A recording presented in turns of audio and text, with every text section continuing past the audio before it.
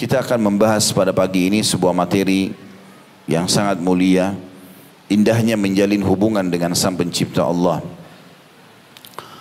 Ada sebuah tema yang sama, sudah saya sampaikan di YouTube, tapi ini lanjutan dari bahasan itu.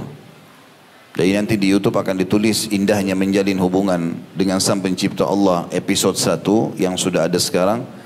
Dan kurang lebih sekarang ini adalah episode yang keduanya untuk melanjutkan bahasan itu. Walaupun sebenarnya temanya saling melengkapi satu sama yang lain. Artinya akan ada beberapa poin yang diulangi demi untuk menyambung materi itu. Berbicara tentang Allah, saudaraku seiman, yang selalu kita membangun masjid seperti ini atas namanya, dan kita menjaga solat 5 waktu untuk mengabsen diri kepadanya. Kita selalu membaca Quran, kitab yang diturunkan olehnya, selalu menjadikan utusannya Muhammad sallallahu alaihi wasallam sebagai panutan. Dan tentu yang kita kejar janji-janjinya baik di dunia, kebahagiaan dunia juga di akhirat dengan surga insyaAllah. Allah ini tidak nampak dengan mata kita sekarang di dunia, tetapi keberadaannya nyata. Dalam pembukaan materi kita ini, saya akan coba buka dengan contoh rasional. Tidak semua saudaraku seiman yang tidak nampak dengan mata itu berarti tidak ada. Karena terlalu banyak hal-hal yang tidak nampak dengan mata kita tapi kita bisa rasakan keberadaannya. Contoh misal, perasaan kita sendiri. Dalam diri kita ini banyak sekali contoh. Dan Allah kekalkan dalam Al-Quran, wa fi anfusikum afala tubsirun. Di dalam diri kalian sendiri terdapat tanda-tanda kebesaran Tuhan kalian. Tidakkah kalian melihatnya? Contoh masalah perasaan. Kita suka, sedih, marah, benci, lapar, haus, ngantuk. Ya. Semua kita bisa rasakan, bukan? Tapi pertanyaannya, apakah kita bisa melihat wujudnya? Tidak bisa. Tapi kita tahu pada saat ngantuk, kita sedang mengantuk. Dan kita tahu ada itu kita rasakan. Bukankah juga contoh yang lain secara rasional? Seseorang di antara kita, dan ini ulama jadikan bukti nyata secara rasional adanya kehidupan akhirat. Adanya hal-hal yang gaib yang Allah suruh kita beriman kepadanya. Seseorang di antara kita tidur di malam hari, di ranjangnya, dia bisa bermimpi naik pesawat, mobil, bahkan dia kadang-kadang mimpi sesuatu yang sangat indah, makan, ketemu dengan kekasih atau apa saja, gitu kan. Ada juga orang yang mungkin dalam mimpinya dia melihat sesuatu yang buruk, diganggu oleh orang, digigit binatang buas, jatuh dari jurang dan segala macam hal, dan dia bisa rasakan itu. Sampai-sampai orang yang mimpi yang dia rasa indah, pada saat dia dibangunkan, dia merasa menyesal kenapa dibangunkan. Dan orang yang mimpi buruk, pada saat dibangunkan, maka dia berterima kasih pada orang yang membangunkannya. Dan kita bisa rasakan itu. Itu rasional. Artinya, beriman kepada Allah subhanahu wa ta'ala walaupun tidak nampak, maka sudah cukup buat kita dengan tanda-tandanya. Dan pernah Nabi Musa alaihissalam, bukan cuma kita, Nabi-Nabi utusan Allah pun tidak bertemu dengan Allah. Walaupun Nabi Musa alaihissalam dikenal dengan Kalimullah, orang yang langsung diajak bicara oleh Allah subhanahu wa ta'ala, sebagaimana Allah jelaskan dalam beberapa ayat Al-Quran.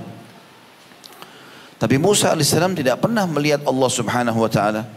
Terbukti dalam Al-Quran Allah sebutkan itu. A'udzubillahi minasyaitonirrajim. Musa berkata, Rabbi arini anzur ilaik. Wahai Tuhanku, izinkan aku melihatmu. Karena selama ini ada perantara Jibril alaihissalam. Malaikat Jibril nampak, dilihat oleh para nabi-nabi. Tidak semua orang bisa melihatnya. Maka Allah menjawab, lan tarani walakin anzur ilal jabal. Hai Musa, kau enggak mampu untuk melihatku. Tetapi kalau kau mau, karena Allah tidak mau kecewakan Musa alaihissalam, maka Allah mengatakan, cobalah kamu lihat ke gunung-gunung di sekitarmu. Kebetulan waktu itu Musa alaihissalam berada di Tursina, sekarang masuk wilayah Mesir. Di sana Nabi Musa alaihissalam pergi selama 40 hari untuk menerima kitab Taurat dari Allah Subhanahu wa taala. Tiap hari Nabi Musa alaihissalam dari atas gunung melihat fenomena alam, pergantian siang malam, turunnya hujan, burung-burung yang berterbangan, tumbuh-tumbuhan yang banyak, saluran air ya, atau adanya air yang mengalir di lereng-lereng gunung, keindahan yang luar biasa. Dan perubahan kondisi langit pada saat mau terbit matahari berbeda warnanya, keadaannya, di siang hari berbeda, pada kemudian sore menjelang terbenam berbeda, di malam hari berbeda, semua punya keindahan tersendiri. Maka Musa alaihissalam di hari ke-37 penasaran. Lalu dia mengatakan kalimat tadi, wahai Tuhanku. Dia bilang sama Jibril, sampaikan pesanku pada Allah, aku ingin melihatnya. Dan yang paling mengagumkan bagi Musa alaihissalam di Bukit Tursina itu adalah gunung-gunung batu. Kalau teman-teman ketik di YouTube kondisi Tursina ini, kita akan lihat sebuah padang pasir penuh dengan gunung-gunung batu yang banyak sekali. Maka yang paling buat dia kagum gunung-gunung batu yang sangat banyak, bagaimana tertata dengan begitu rapi. Dan ukurannya ada yang tinggi, ada yang pendek, dan sangat indah, melihatnya sudah sangat indah. Maka Allah Subhanahu wa taala mengatakan, kau tidak mampu melihatku hai Musa. Tapi kalau kau masih penasaran, lihatlah ke gunung-gunung itu. Fa in istaqarra makanahu fasawfa tarani. Kalau seandainya gunung-gunung itu mampu menampung kedatanganku, kau akan bisa melihatku. Falamma takharna rabbul jabal ja'alahu dakka. Pada saat Tuhannya Musa mau datang, maka jadilah gunung-gunung tersebut hancur lebur semua. Wa kharra Musa sa'iqa, dan Musa tiba-tiba pingsan. Falamma afaqa, pada saat dia bangun, qala inni tubtu ilaik. Dia mengatakan, aku tobat kepadamu ya Allah. Jadi Allah Subhanahu wa taala tidak nampak di muka bumi ini bukan cuma kita, tapi para nabi-nabi. Baginda Nabi Muhammad SAW dalam hadis Bukhari, pada saat pulang dari Isra dan Mi'raj dan setelah itu menikah dengan Aisyah radhiyallahu anha, kemudian pertanyaan Aisyah kepada Nabi SAW, ya Rasulullah, waktu anda sedang Mi'raj ke langit, naik ke langit, hal tara rabbak, apakah anda sempat melihat Tuhan anda? Maka Nabi SAW mengatakan, Allah nurun ala nur anna arah. Allah cahaya di atas cahaya, sangat terang. Bagaimana aku bisa melihatnya? Dan kita teman-teman sekalian akan melihat sang pencipta Allah, bukan tidak melihatnya. Tetapi Allah jadikan untuk melihat Allah itu sebuah nikmat terbesar di surga nanti. Orang-orang kafir di dunia mereka tidak akan melihat Allah, di akhirat lebih-lebih tidak akan melihat Allah. Tapi orang-orang beriman, mereka akan melihat zat Allah yang mulia, dan itu adalah nikmat terbesar di surga. Sebagaimana akan saya sebutkan nanti dalilnya. Kita akan melihat pertama kali Tuhan kita pada hari kiamat nanti. Di mahsyar, pada saat dia dengan kemahasempurnaannya datang untuk menghakimi hamba-hambanya. Tapi itu pun Nabi SAW bersabda dalam hadis Bukhari Muslim, kalian akan pertama kali melihat Tuhan kalian pada hari kiamat dalam bentuk cahaya terang, seperti bulan purnama di malam Lailatul Qadar. Dari hadis ini juga sebagian ulama mengambil bahwasanya Lailatul Qadar itu ciri-cirinya bulan purnama, walaupun dia berada di akhir bulan. Biasanya bulan purnama terjadi di hari-hari puasa Iyamul Bid, puasa 3 hari setiap bulan, 13, 14, 15 bulan purnama. Tapi ini akan terjadi di akhir bulan karena 10 terakhir Ramadan. Tapi pada saat itu orang belum melihat zatnya Allah yang mulia.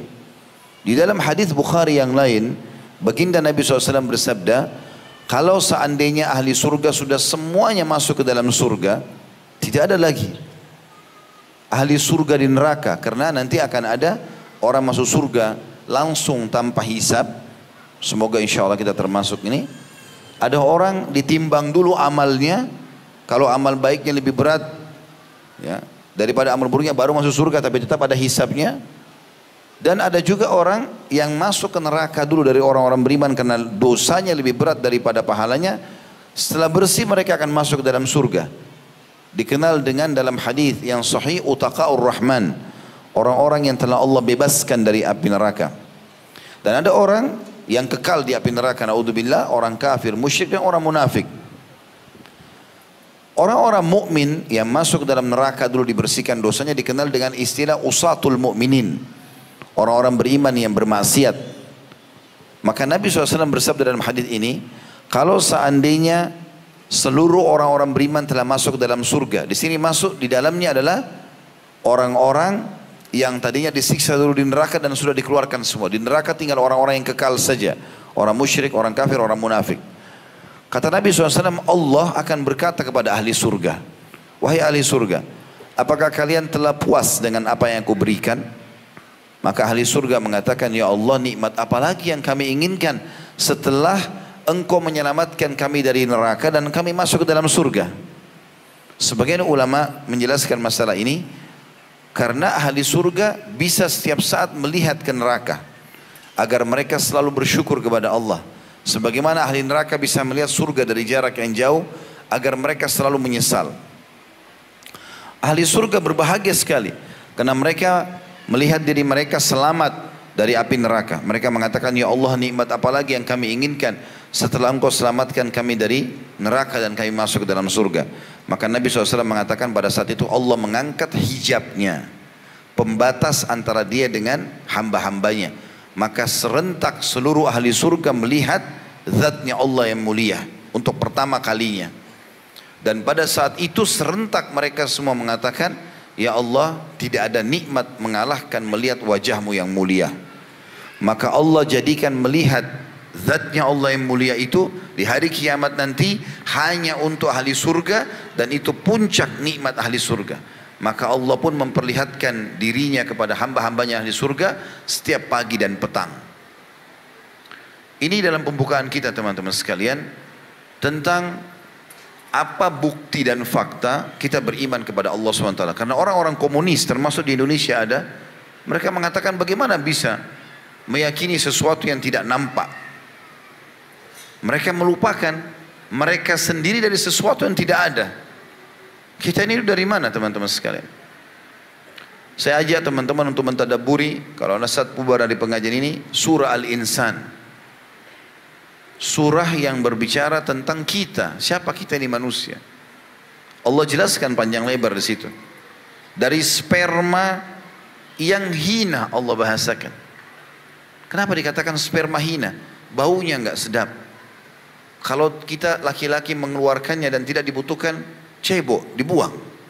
Perempuan, kalaupun tertumpah di rahimnya dengan cara halal tentunya, maka yang tidak dibutuhkan dia keluarkan. Yang lolos 1 atau 2 titik sperma yang kecil di rahimnya, itu yang tertinggal dengan izin Allah Subhanahu wa taala. Allah mengatakan air yang hina. Anehnya manusia kami ciptakan dari air yang terhina itu, fa idza huwa khasimun mubin. Pada saat sudah mulai tumbuh, yang tadinya dia waktu bayi, kita bayangkan teman-teman kita waktu di rahim ibu kita, nggak pernah ada pikiran kita waktu masih bayi, bahkan kita tidak ingat pada saat kita di rahim ibu kita, berada di sebuah balon kantong yang penuh dengan air. Kalau kita sekarang sudah besar begini, masuk dalam kantong air begitu, berapa jam meninggal dunia. Itu ada satu alat plasenta yang Allah ciptakan menyambung antara si ibu ini sama anaknya untuk mentransfer zat, ya, atau intisari makanan. Ibu kita minum makan, maka sebagian jadi nutrisi tubuhnya, sebagian tertransfer ke bayi tersebut. Kita nggak pernah berpikir pada saat bayi dari mana makan, dari mana minum. Tumbuhlah kita sampai keluar rahim melahirkan. Waktu kita lahir nggak ngerti apa-apa, nggak bisa bersihkan diri, nggak ngerti apa-apa, belum tahu fungsi-fungsi anggota tubuh. Kita tidak ngerti apa-apa. Itulah manusia keluar, cuma tahu menangis, sakit pun belum bisa membahasakan, butuh proses beberapa waktu. Kita tahu manusia 2 tahun, 3 tahun baru mulai bisa bicara, itu pun masih belum terlalu lancar. Nanti 4 tahun, 5 tahun baru dia lancar bicara. Itu pun masih dalam proses belajar. Diajar, Allah buat kita punya orang tua. Ibu kita menyayangi kita, ayah kita menyayangi kita, dan diwajibkan mereka menafkahi kita. Ada prosesi kehidupan ini. Mulailah kita beranjak masa anak-anak, dan kita semua sama. Punya angan-angan, suka dengan mainan, suka berlari-lari, suka dengan bercanda. Sebagaimana anak-anak semua. Beranjak dewasa remaja, dia sudah mulai tinggalkan permainan anak-anaknya. Kemudian dia mulai berpikir untuk berumah tangga. Cari pasangan yang dia suka. Berusaha untuk mengumpulkan uang menikah. Berusaha untuk menjadi suami yang baik, berusaha menjadi istri yang baik. Semua orang punya angan-angan yang sama. Setelah menikah, beranjak tahap setelahnya, berharap punya anak. Semua orang berpikir begitu. Dikaruniai anak luar biasa gembiranya. Tidak dikaruniai anak, berusaha terus untuk punya anak. Setelah itu mulai anak-anak dewasa, beranjaklah mereka menggantikan kita, regenerasi. Anak-anak sekarang mulai dewasa. Mereka lah yang melalui proses yang sama dengan kita. Kita sudah mulai tua. Anak-anak menikah, sudah melahirkan punya anak lagi, kita sudah mulai pindah status jadi kakek dan nenek, tua, meninggal dunia. Itulah paket kehidupan manusia. Dari mana manusia membangkang ini? Sementara pada saat dia lahir, semuanya sudah ada. Dia buka mata, malam dan siang sudah berjalan sebelumnya. Air sudah ada, api sudah ada, semua sudah ada. Allah mengatakan anehnya manusia, begitu dia sedikit dikasih ilmu, statusnya sarjana, dikasih sedikit harta, faidah huwa khasimun mubin. Tiba-tiba jadi pembangkang. Mana Tuhan? Gak ada Tuhan. Bangkang. Subhanallah, kamu dari mana asalnya? Dan terlalu banyak fakta. Nanti akan kita tadabburi ayat teman-teman sekalian. Saya berharap nanti pada saat tadabbur ayat ini antum membuka Al-Quran, dibuka di aplikasi handphonenya, dan kita sama-sama melihat bagaimana Allah subhanahu wa ta'ala memperkenalkan dirinya. Teman-teman sekalian, banyak orang tidak membuka cakrawala fikirannya, tidak membuka dan melapangkan hatinya yang walaupun kecil sebenarnya dia sangat luas. Dengan kadang-kadang hanya melihat sesuatu yang kecil depan mata, tapi dia lupa sesuatu yang besar. Saya kasih contoh. Kalau seandainya kita sedang berada di pinggir pantai, sini kebetulan Masya Allah antum di Bangka saya lihat ada pinggir pantai. Coba teman-teman ke sana, tadabbur alam. Lihat bagaimana seluas pandangan mata kita bisa melihat. Siapa yang buat ini? Ada begitu sendiri? Tiba-tiba ada air, ada ikan, di dalamnya ada udang, ada cumi, ada segala macam. Siapa yang menggantikan siang dan malam? Siapa yang menurunkan hujan? Rasional teman-teman. Andai saja masjid ini tidak ada yang bangun, kira-kira bisa terbangun seperti ini? Lampu ini tidak ada yang pasang di sini, tiba-tiba bisa? Atau tidak ada yang nyalakan? Mana bisa menyala sendiri tiba-tiba? Itu rasional semuanya. Saya kasih contoh misal, anehnya sebagian manusia terkagum-kagum dengan hal yang kecil depan mata, dia lupa hal yang besar yang telah Allah siapkan untuk dia menyadari kalau dia punya Tuhan. Kalau kita berdiri di pinggir pantai, anggaplah pemandangan sangat indah, lautnya berwarna hijau atau biru, langit lagi terang, ada burung berterbangan, ada pohon kelapa di pinggir pantai dengan buahnya, mungkin ada nelayan dengan sampannya dan seterusnya. Kita melihat itu, tiba-tiba di sebelah kita ada orang datang, seorang pelukis. Dia bawa papan lukis, anggaplah 1 kali 1 meter. Dia duduk, lalu dia lukis apa yang dia lihat dengan kita lihat di depan mata kita. Lalu keluarlah lukisan dia, persis seperti apa yang kita lihat. Mirip. Dia buat air lautnya biru, dia buat apalah tadi, ada sampan, ada nelayan. Walaupun menggambar makhluk tidak boleh, tapi ini kita kasih contoh saja gitu kan. Kalau makhluk hidup, maksudnya kayak manusia sama hewan-hewan. Tapi contoh dia kasih begitu. Pohon kelapanya segala macam.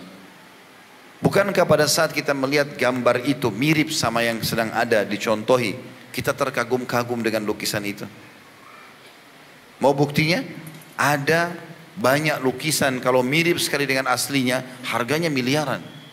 Mahal sekali. Uniknya teman-teman, kita terkagum-kagum dengan pelukis tersebut yang secara hakikatnya dia hanya menciplak saja. Kita kagum dengan papan lukisan itu, kita lupa dia ambil dari mana. Langit yang depan mata yang besar ini terus dari mana? Ini kita beli miliaran, ini gratis. Tapi kita enggak engah dengan ini dan kita engah dengan ini. Bahkan subhanallah, lukisan manusia, misal ada orang lukis Mesir, pasar tradisional Mesir tahun 1930. Saya pernah lihat ada buku dijual, buku-buku lukisan begitu ya. Kebetulan kakak ipar saya di Surabaya dulu pelukis. Alhamdulillah setelah nikah sama kakak saya, dia tanya hukum kepada saya, boleh nggak menggambar manusia, hewan? Saya bilang jangan, tidak boleh. Alhamdulillah beliau ubah. Tetap dia melukis, tapi dihilangkan manusia sama hewan-hewan. Ada satu buku, saya pernah lihat bukunya, kayak pasar tradisional Arab zaman dulu. Jadi kayak ada rumah tanda padang pasir, ada kemah kayak tenda penjual jeruk, ada buah-buahan jeruk, ada orang duduk di situ. Maka dia bilang sama saya, kalau orang ini saya hilangkan cuman tendanya, rumahnya dan buah-buahnya, boleh nggak? Saya bilang boleh. Kalau cuma itu boleh, gitu kan?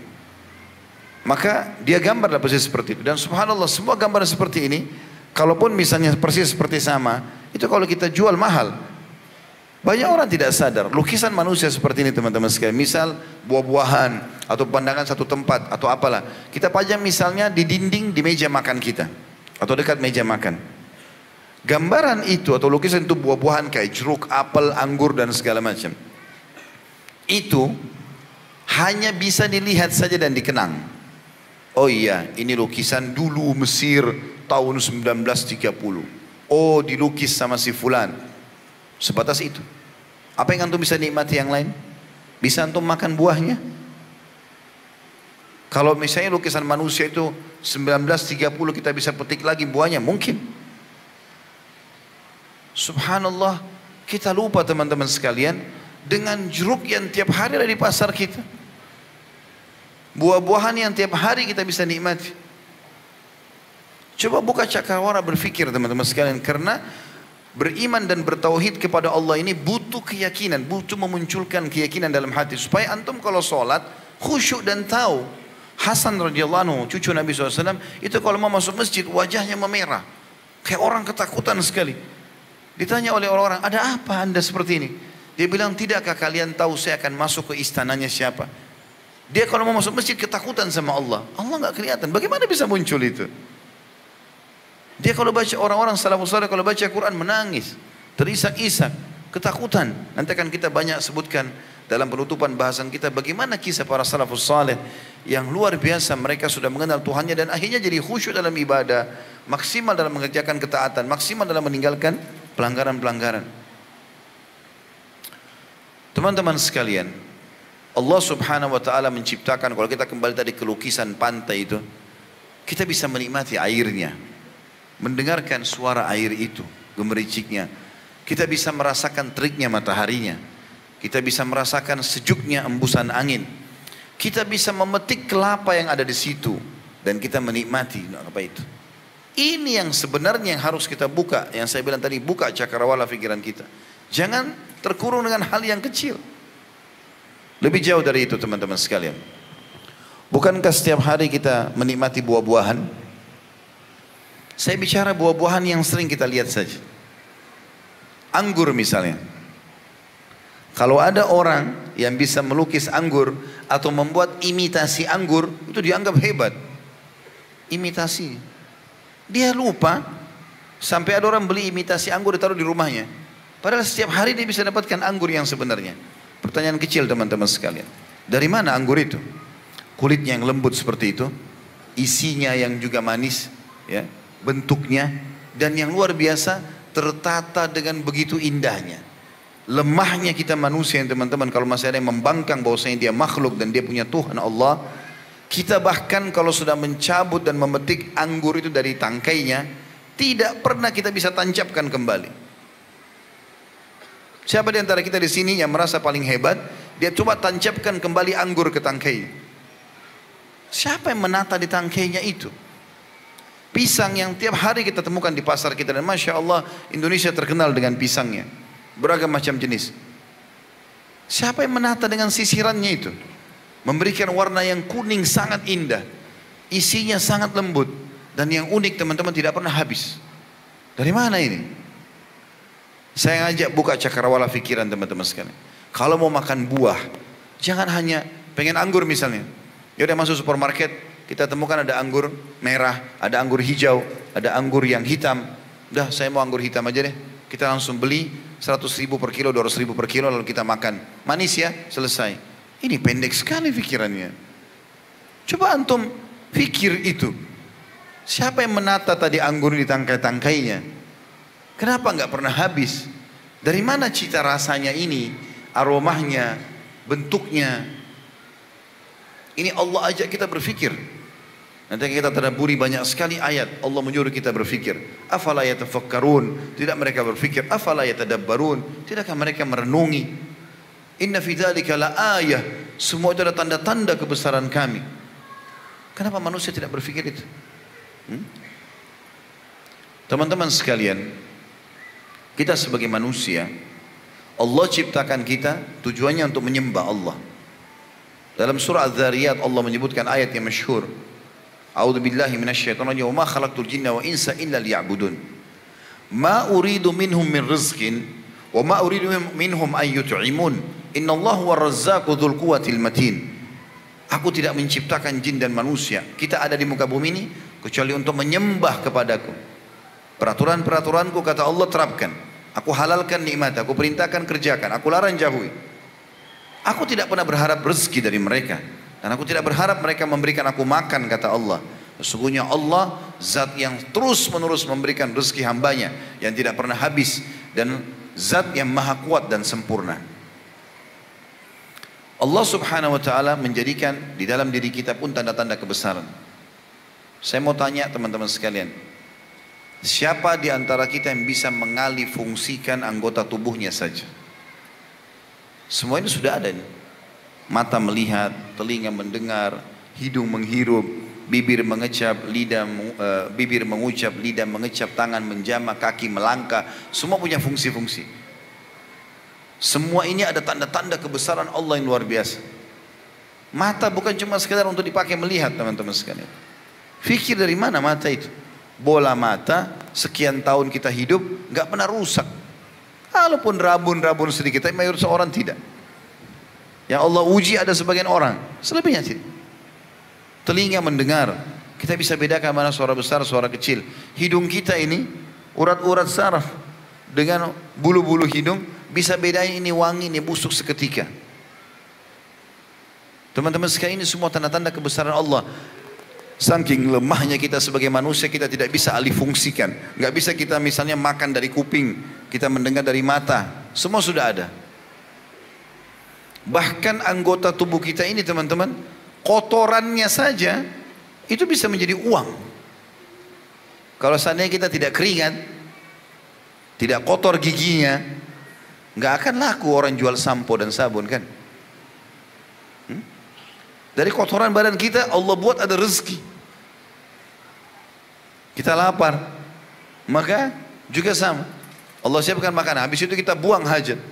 Kadang-kadang kita sakit, lakulah dokter, segala macam hal. Ada tanda-tanda kebesaran Allah subhanahu wa ta'ala. Saya pernah menyebutkan dalam episode yang pertama tentang indahnya menjalin hubungan sama Allah subhanahu wa ta'ala. Salah satunya kisah Ihya Abul Madhi. Ini yang saya bilang, saya mengulanginya. Ihya Abul Madhi ini teman-teman seorang filosof Arab. Filosof tidak yakin sama Allah ya.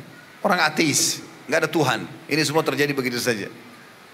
Selama dia hidup, dia menyusun ribuan bait syair. Semuanya menolak ada Tuhan Allah. Ini firman Allah Al-Quran tidak percaya, ini sabda Nabi tidak percaya, semua tidak percaya, pokoknya tolak. Subhanallah, sebelum dia meninggal, dia menyusun kurang lebih 20 saja bait syair. Semuanya isinya membantah ribuan syair dia sendiri. Waktu dia lagi sakit keras di ranjangnya, ambil pelajaran dari orang ini teman-teman. Dan bersyukurlah kepada Allah, Allah jadikan kita ini sebagai seorang muslim yang begitu lahir sudah disampaikan, Tuhanmu ada ya satu, tempat kau bergantung menyembah semua namanya Allah. Selesai. Ini hukumnya, halalnya nikmati, ini haram tinggalkan. Perhatikan orang-orang yang menolak, diantaranya Ihya Abul Madhi. Apa yang dia bilang? Dalam sakit di ranjangnya, murid-muridnya lagi ada di sebelahnya. Dia bilang, jitu wala adri min aina jitu. Saya mulai berpikir sekarang, saya lahir di muka bumi ini, dari mana asal saya ya? Dia bertanya, dia bilang sama murid-muridnya. Lalu dia bilang lagi, fawajadtu amami tariq, masyaitu dzalika syi'tu am abaitu. Lalu pada saat saya hidup, saya temukan di depan mata saya sebuah sistem raksasa yang sangat besar. Saya mau nggak mau harus saya lalui. Saya tanggapi dulu dua bait syair ini ya. Pada saat dia bilang, saya lahir di muka bumi, saya tidak tahu asal saya. Seakan-akan dia mengatakan, kalau asal saya dari ibu dan ayah saya, baik ibu ayah saya dari mana asalnya? Kakek dan nenek, baik kakek nenek dari siapa? Atasnya lagi, siapa yang pertama ini? Dan dari mana asalnya? Kita beriman sama Allah, Allah jelaskan. Dalam surah Al-Baqarah, Allah jelaskan bagaimana Allah menciptakan Adam pertama, itulah ayah kalian. Diciptakan dari tulang rusuknya istrinya Hawa. Dalam surah An-Nisa juga Allah jelaskan masalah itu. Maka pada saat itu diceritakan bagaimana para malaikat sujud, bagaimana. Kita orang beriman sudah tahu. Tapi subhanallah, orang sepertinya tidak faham. Dia bilang dari mana asalnya ini? Semua dari mana asalnya ini? Kemudian dia bilang sistem yang saya dapat ini tiba-tiba sudah ada. Seperti dari pagi sampai malam. Orang mau nggak mau, antum suka nggak suka, pagi ini harus datang. Matahari harus terbit. Ada yang bisa ubah sekarang tiba-tiba jadi malam. Atau hilangkan matahari, dihapus. Dia bilang ada sistem raksasa. Ada oksigen. Kita tidak mau hirup oksigen, tutup hidung kita mati. Ada cahaya yang ditangkap oleh mata. Sehingga bisa memantulkan kembali, kita bisa lihat. Ada api, ada air, ada segala macam. Ini luar biasa. Dari mana semua ini? Dan ada sistem. Dan dia bilang saya nggak bisa mengubah sistem itu. Termasuk tadi fungsi-fungsi anggota tubuh. Mata melihat, telinga mendengar. Nggak bisa dialihfungsikan. Gitu kan? Bahkan ada hal-hal yang peka teman-teman, perasaan kita.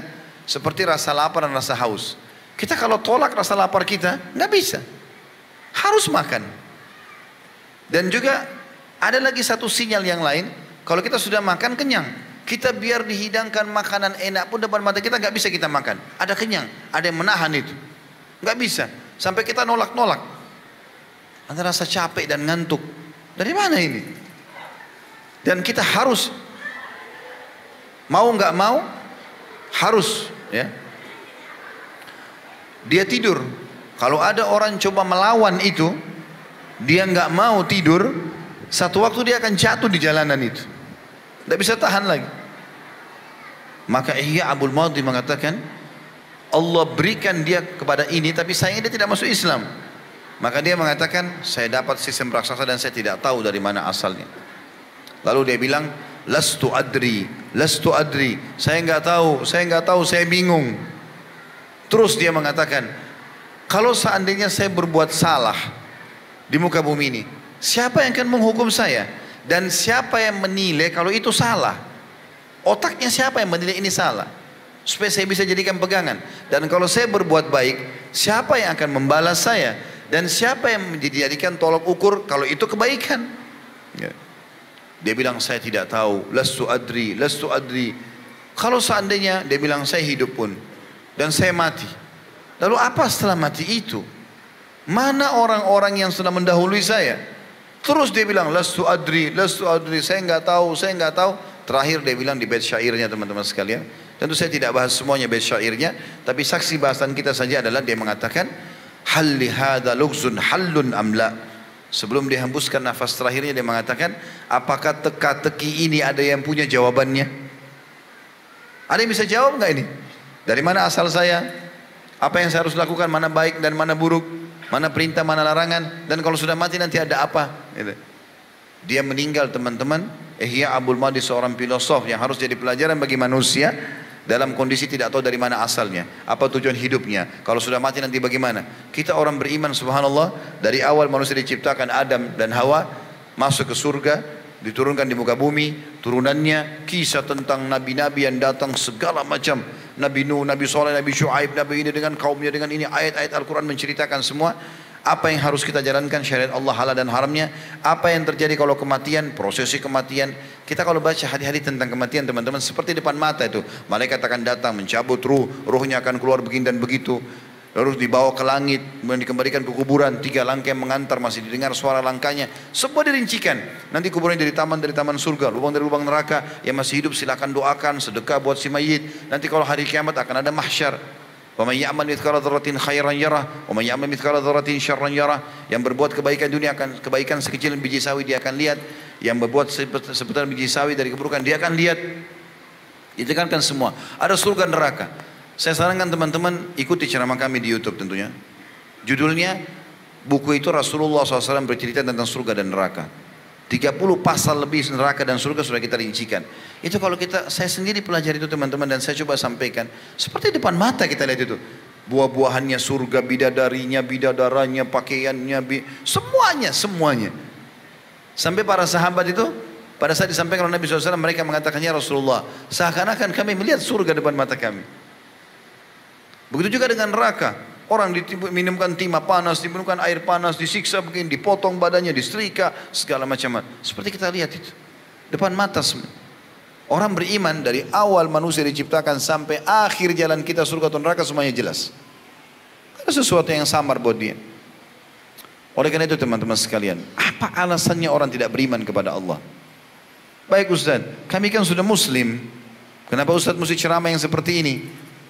Jawabannya sederhana. Karena masih banyak muslim yang belum kenal Tuhannya. Terlalu banyak. Kalau ditanya Tuhanmu Allah, Tuhanmu siapa? Allah. Siapa Allah itu? Allah ada di mana? Kenapa Allah tidak kelihatan? Bagaimana caranya kau beribadah dengan banyak yang tidak tahu? Sampai sekarang sholat aja masih banyak yang salah. Masih banyak yang belum baca Al-Quran. Masih banyak yang belum tahu tentang sejarah Nabi. Bahkan di majlis sering ditanya, siapa istri-istri Rasulullah? Salah. Siapa anak-anak Rasulullah? Salah. Bagaimana tidak kita godok dan sampaikan kembali kepada kaum muslimin tentang masalah ini? Oleh karena itu teman-teman, dalam pembukaan-pembukaan kita seperti ini, kita ingin ke depannya tadabbur ayat, dengar kisah para salafus saleh ini, betul-betul kita berubah dari sini dalam kondisi kita mengenal Tuhan kita. Dan akan seperti judul kita nanti, indahnya menjalin hubungan dengan Sang Pencipta Allah. Ternyata hubungan kita ini teman-teman sekalian, kata kuncinya semua kebahagiaan dan kesansaran antum adalah tergantung hubungan antum sama Allah. Kapan antum jaga hubungan sama Allah, demi Allah kebahagiaan akan datang. Walaupun antum tinggal di sebuah gubuk yang kecil, walaupun antum cuma makan roti yang kering. Dan kapan antum durhaka dengan Sang Pencipta Allah, maka terjadilah hal-hal yang tidak diinginkan. Walaupun rumahnya besar, makanannya banyak, mobilnya mewah, penyakitan, punya masalah banyak, sesak dadanya. Itu sudah sunnatullah. Dan Allah mengatakan, walan tajida li sunnatillahi tabdila. Dan kalian tidak akan pernah mendapatkan perubahan dalam sistem yang sudah Allah ciptakan itu. Orang-orang beriman, patuh kepada Allah, maka kita akan sama. Kalau kita ikuti langkah mereka, sama dengan mereka. Para nabi-nabi, semua nabi sudah disebutkan kisah-kisah nabi-nabi, yang Nabi Musa, Nabi Isa, Nabi Muhammad, nabi-nabi yang lain alaihi wassalam. Bagaimana orang beriman bersama mereka selamat, dan bagaimana orang-orang kafir di antara mereka dihukum oleh Allah. Pada saat jenazah orang-orang kafir Mekah di perang Badar dikumpulkan, kurang lebih ada 70 orang kalau saya tidak salah itu, dikumpulkan oleh Nabi SAW, lalu Nabi suruh masukkan ke dalam sebuah sumur, ditumpuk semua jenazah mereka. Lalu apa kata Nabi SAW dalam hadits Bukhari? Apakah kalian, wahai Fulan bin Fulan, dipanggil, wahai Abu Jahal, wahai Fulan, misalnya Umayyah bin Khalaf, wahai Fulan, Fulan, disebutkan nama-namanya. Apakah kalian sudah mendapatkan apa yang Tuhan kalian ancamkan buat kalian? Sesungguhnya, kata Nabi, aku telah mendapatkan apa yang Tuhan kun janjikan untukku.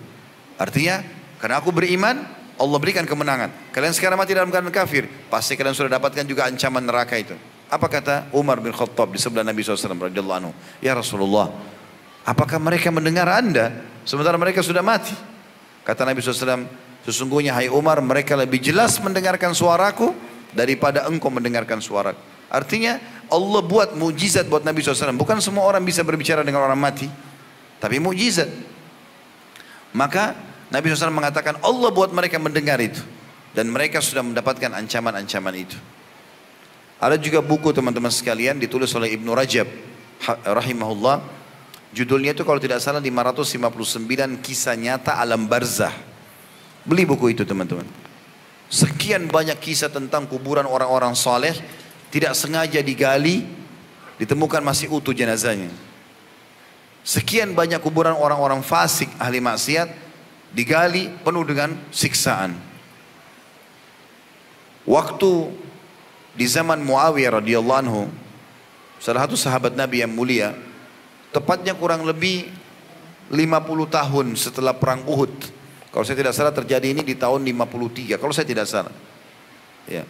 Karena Umayyah itu berdiri dari tahun, karena beliau 20 tahun jadi khalifah, dari tahun 40 sampai tahun 60. Ya, di tahun 53 terjadi. Sempat ada mata air yang saluran airnya itu kalau mau ditarik untuk penduduk Madinah melewati kuburannya syuhada Uhud. Hamzah, Mus'ab, ya, Abdullah bin Haram, dan sahabat-sahabat Nabi yang lain, Amr bin Jamuh yang meninggal mati syahid di perang Uhud, 70 orang itu. Maka Muawiyah mengatakan, coba gali kuburan sebagian syuhada ini, gali kuburan sebagian syuhada supaya saluran airnya bisa lewat, dipindahkan di tempat yang sekarang. Karena perintah khalifah, juga beberapa sahabat hidup zaman itu tidak melarang, maka dilakukanlah. Subhanallah, di antara yang tergali adalah kuburannya sahabat yang mulia Hamzah, dan juga Abdullah bin Haram dan Amr bin Jamuh. 3 sahabat ini yang terutama yang kena galian kuburan itu. Maka mereka memberikan kesaksian, ya, dan dinukil oleh para ulama hadis tentang kisah ini. bahwasanya jenazah itu masih utuh dengan pakaiannya. Sampai Jabir bin Abdullah, ayahnya Abdullah bin Haram mati syahid di perang Uhud, mengatakan, aku melihat jenazah ayahku waktu dia perang Uhud 50 tahun yang lalu. Itu menggunakan baju warna putih bergaris-garis hitam. Dan dia kena ya, sobekan pedang itu di bagian pelipisnya. Mati syahid radhiyallahu anhu. Maka dia bilang, saya lihat ayahku masih utuh bajunya, seperti baju baru dipakai, baru seperti hari ini. Dan tangannya menutup pelipisnya pada saat dia meninggal. Kalau diangkat tangannya, darahnya ngucur. Itu kesaksian Jabir tentang ayahnya. Dan juga para sahabat yang hidup pada saat itu menyaksikan dengan mata kepala mereka sendiri. Itu ternyata Hamzah radhiyallahu masih utuh. Dan ada sahabat-sahabat yang mengenal Hamzah. Karena baru 50 tahun, masih ada yang hidup pada saat itu. Dan mereka disebutkan dalam kisah-kisah ini, pada saat mau dicangkul, mau digali kembali kuburan, kuburannya, itu sempat cangkul menyentuh jempol kakinya Hamzah. Dan ternyata mengeluarkan darah. Setelah 50 tahun lebih. Tidak mungkin apa yang disampaikan Allah dan Rasulnya salah. Orang-orang beriman yang sudah tersentuh secara keyakinan akan sangat percaya dengan itu. Ada seorang Arab Badui masuk Islam teman-teman di zaman Nabi SAW masih hidup. Tergopoh-gopoh dia lari ke Madinah. Masuk ke Madinah, cari mana Muhammad, mana yang namanya Muhammad. Ada utusan Allah di sini? Ada. Datang, ya Rasulullah, saya mau syahadat. Langsung syahadat. Orang-orang pada tanya, kenapa tiba-tiba kau syahadat? Kayak orang yang takut jangan sampai dia tidak sempat syahadat. Maka dia cerita, dia bilang baru saja terjadi di padang pasir, saya lagi mengembala domba saya, tiba-tiba ada seekor serigala yang mencuri satu domba saya. Karena dombanya besar, serigalanya tidak terlalu besar atau lebih kecil dari domba tersebut, maka dia keberatan untuk menarik domba itu. Tapi domba ini masih hidup. Maka kata Badui ini, pengembala domba, saya pun mengejar serigala itu sambil memukulnya. Dan dia melepaskan domba saya masih hidup. Tiba-tiba serigala itu berbicara bahasa manusia.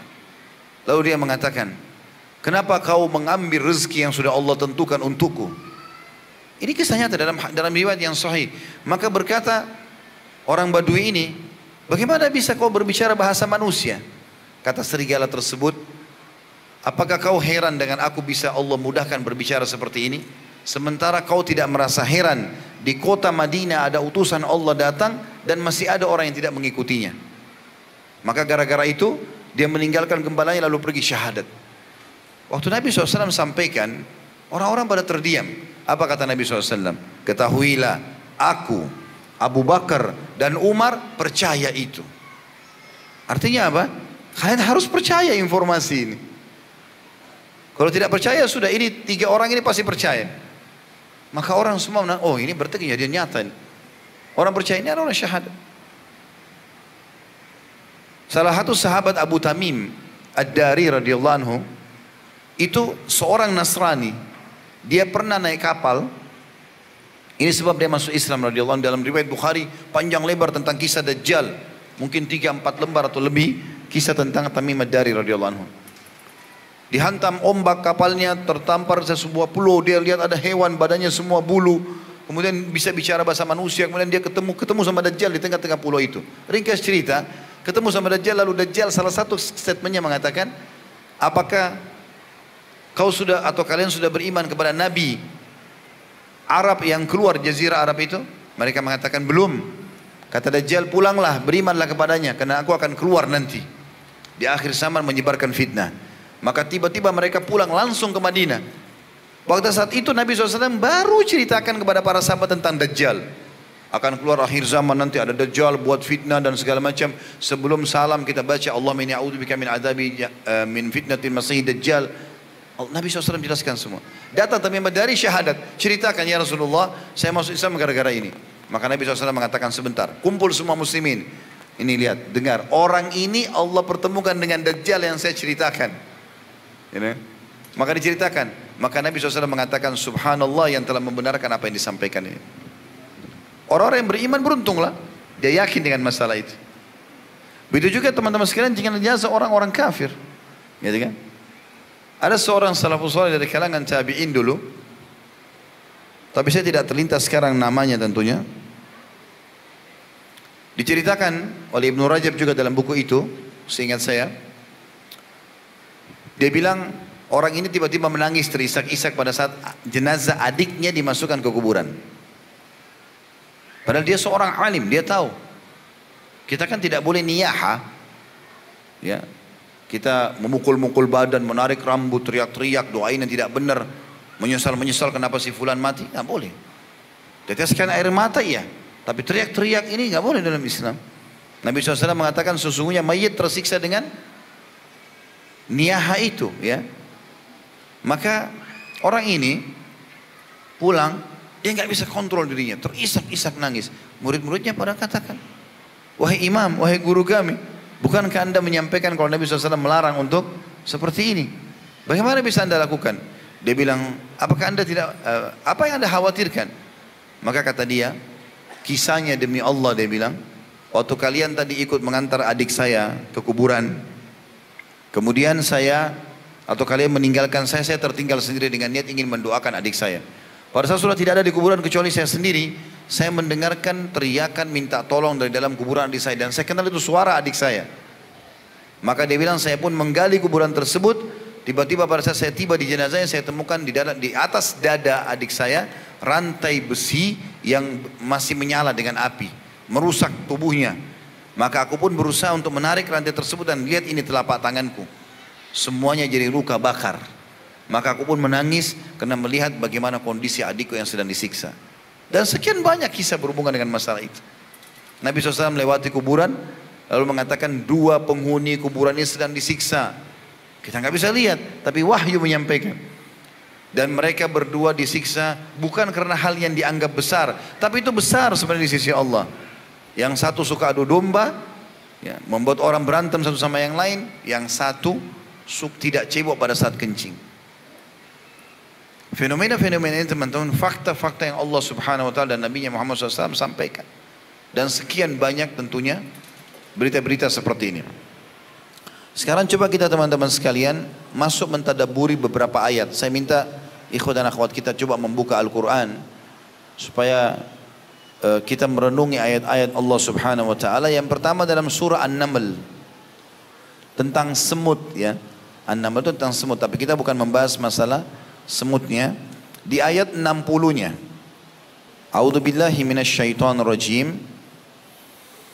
Allah berfirman, amman khalaqas samawati wal arda wa anzala lakum minas samai ma'an fa'ambatna bihi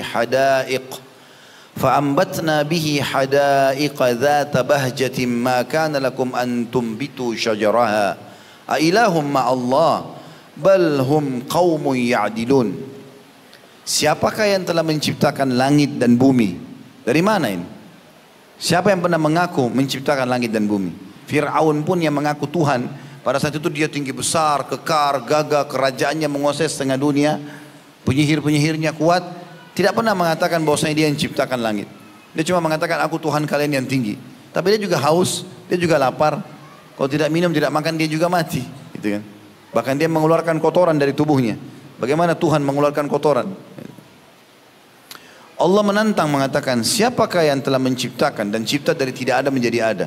Lihat itu langit, bumi, dan maknanya masuk dalamnya semua yang ada di langit dan bumi itu. Dan yang menurunkan air untuk kalian dari langit. Teman-teman, kalau hujan turun, jangan hanya sekedar berlindung dari air hujan itu. Dari mana air ini? Siapa yang turunkan? Antum masuk kamar mandi tanpa buka kerannya, tiba-tiba airnya keluar. Kan kita buka keran itu, kecuali ada kebocoran mungkin lain, tapi tetap ada sumbernya. Dari mana ini? Allah mengatakan, lalu kami tumbuhkan dengan air itu kebun-kebun yang berpemandangan indah.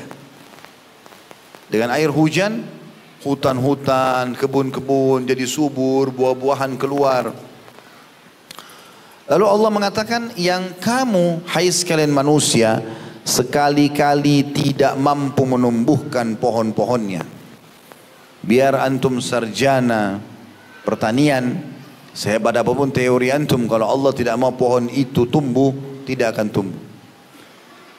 Berapa kali saya pernah tanamkan pohon dan tanam pohon, kemudian menaruh segala macam bibit, berharap berbuah mangganya, nggak keluar-keluar. Ada buah di pinggir jalan, pohon mangga, nggak ada yang punya, orang cuma tanam saja begitu. Buahnya luar biasa. Allah memberikan itu supaya kita faham gitu. Ya. Apakah ada Tuhan selain Allah? Maka bahkan sebenarnya mereka adalah orang-orang yang menyimpang dari kebenaran. Saya punya rumah dulu pernah saya kontrak di Jakarta beberapa tahun lalu, sekarang sudah saya pindah alhamdulillah. Tapi dulu di depan rumah itu ada halaman. Saya suka sekali dengan tanaman-tanaman, apalagi buah-buahan. Pohon mangga, pohon jambu, pohon bidara gitu kan. Dan saya selalu seringkali berharap bisa dapat pahala juga dari situ, karena pohon-pohon juga adalah makhluknya Allah. Dan Nabi SAW mengatakan fi kulli kabidin ratbatin ajr, di setiap yang punya nyawa, kehidupan, maka ada pahala. Maka saya sebelum pergi ta'lim biasanya saya siramin tanaman itu. Satu waktu saya pernah agak telat sedikit, ta'lim jam 10, saya mau keluar setengah 10, setengah jam kadang-kadang pas-pasan kalau ke ta'lim naik motor keluar ya.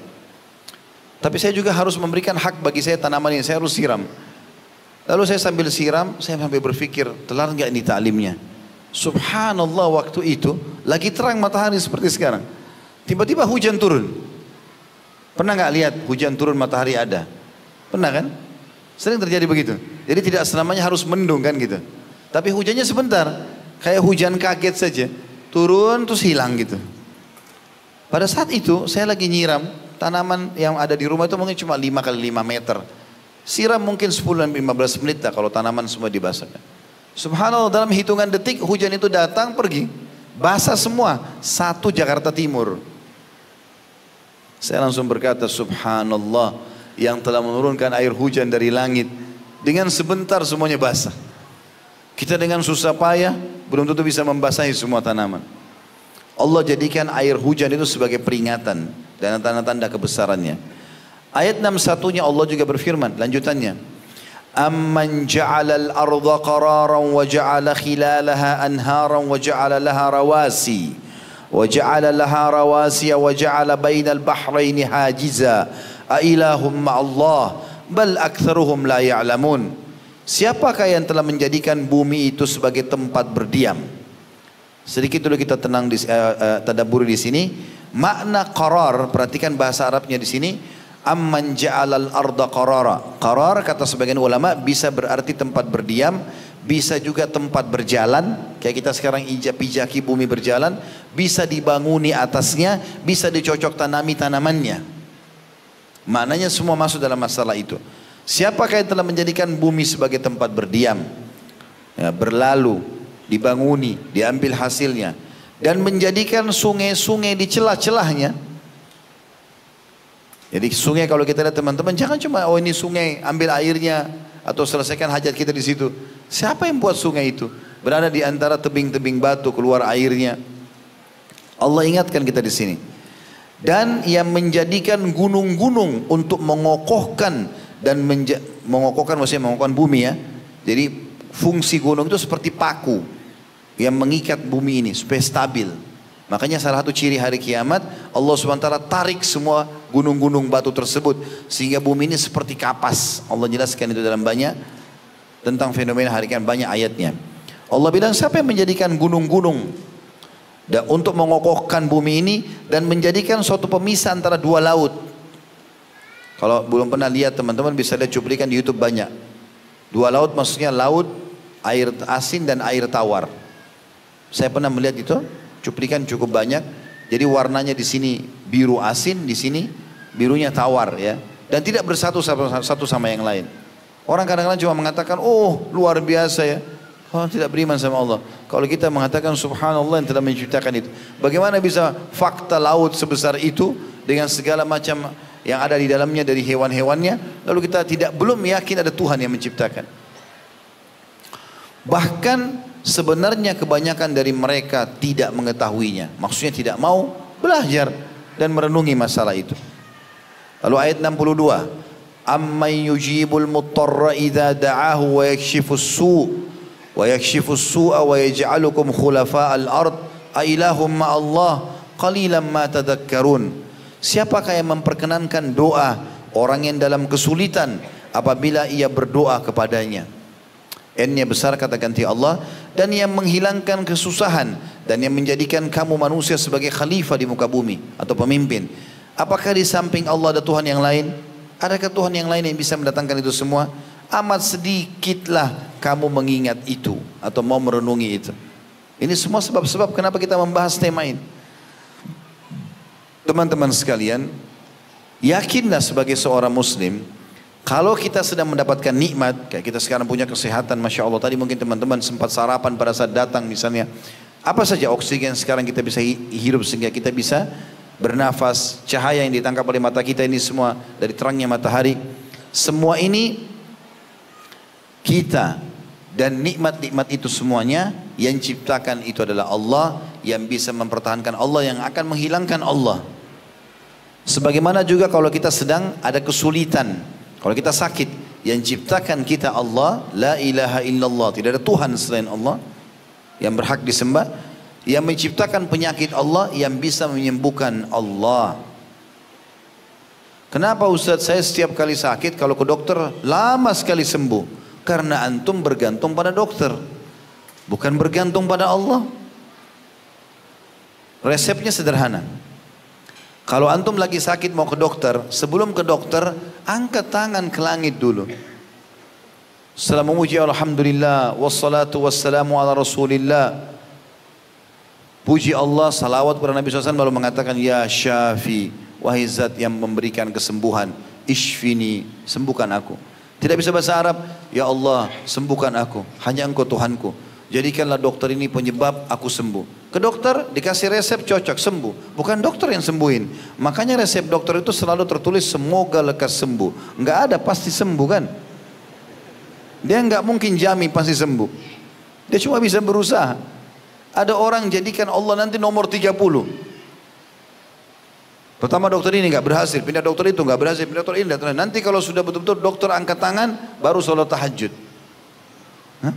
Kenapa nggak dari awal tahajud dulu? Berapa banyak orang Allah sembuhkan tanpa dokter? Banyak orang sakit di padang pasir, nggak ada obatnya. Saya tuh hari pernah ke Mesir, kemudian mampir ke salah satu penjual minyak wangi tradisional. Rupanya mereka dari suku Badui asli padang pasir Mesir gitu. Mereka ceritakan, kami tidak punya obat, tidak punya dokter. Sakit ya sakit, tapi kami selalu sembuh.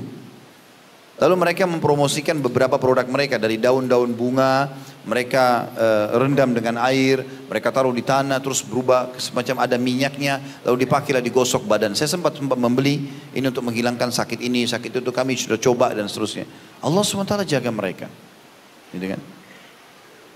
Jadi teman-teman, kita jangan menjadi orang yang menjadikan Allah nomor kesekian. Tidak.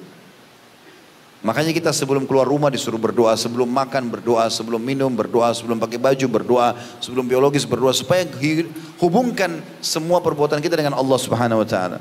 Allah akan mudahkan setelah itu. Lalu kemudian Allah mengatakan juga di ayat 63-nya, ini sampai ayat 75 ya.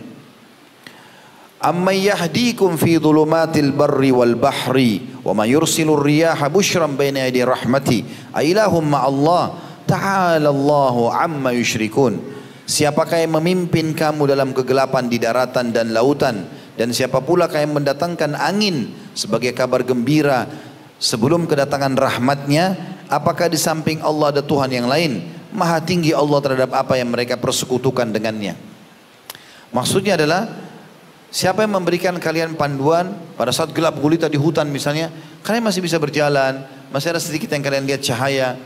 Gak ada, kalau kecuali ada, pasti ada Tuhan di situ, ada campur tangan pencipta yang mengatur itu semua.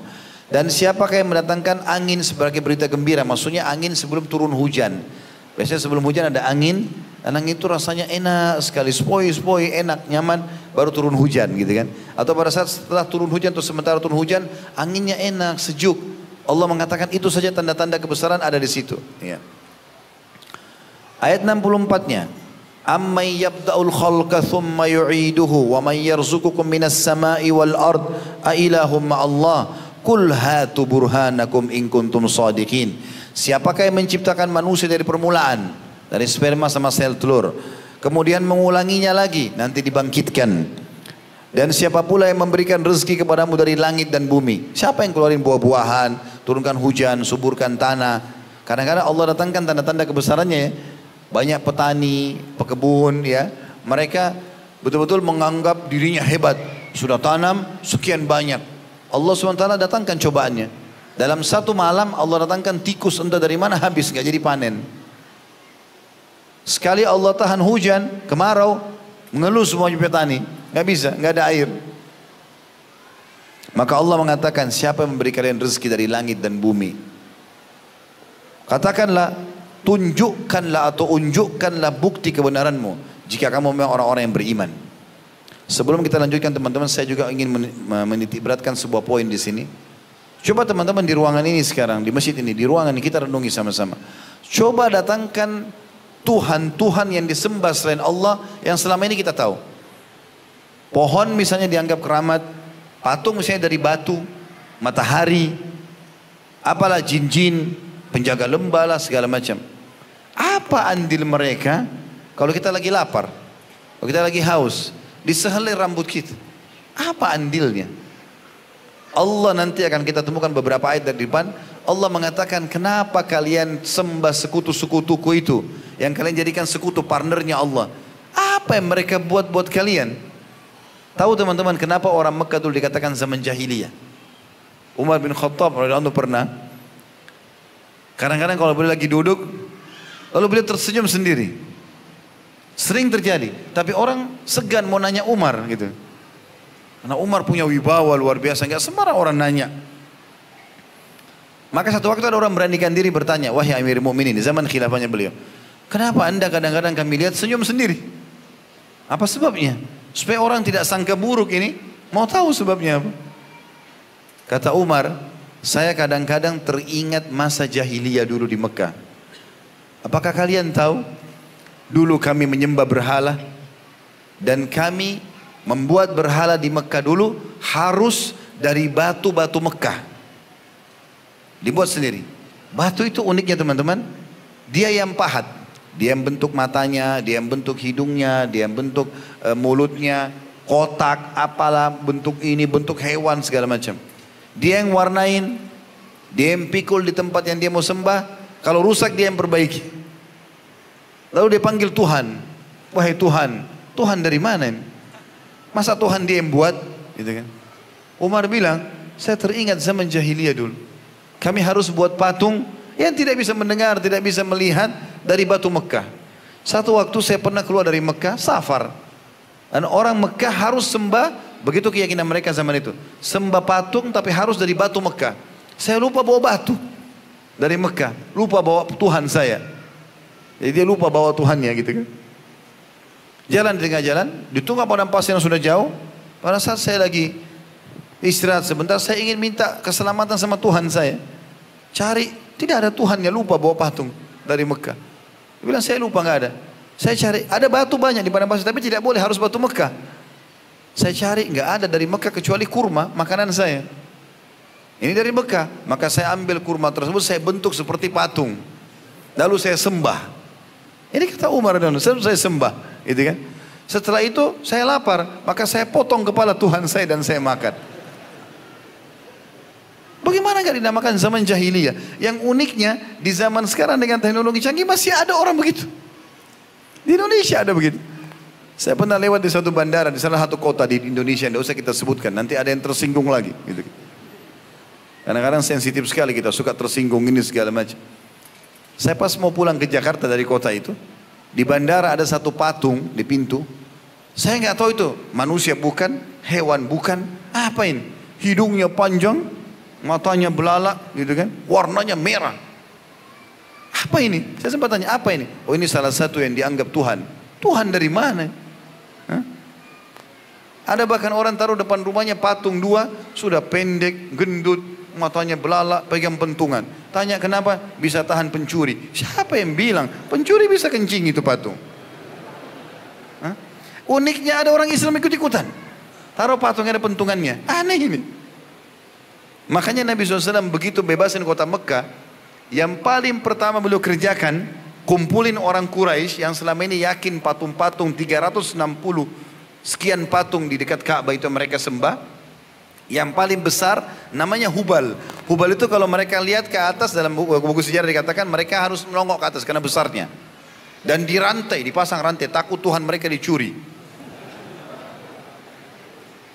Nabi SAW kumpulin Quraisy, lalu beliau suruh mereka menyaksikan itu.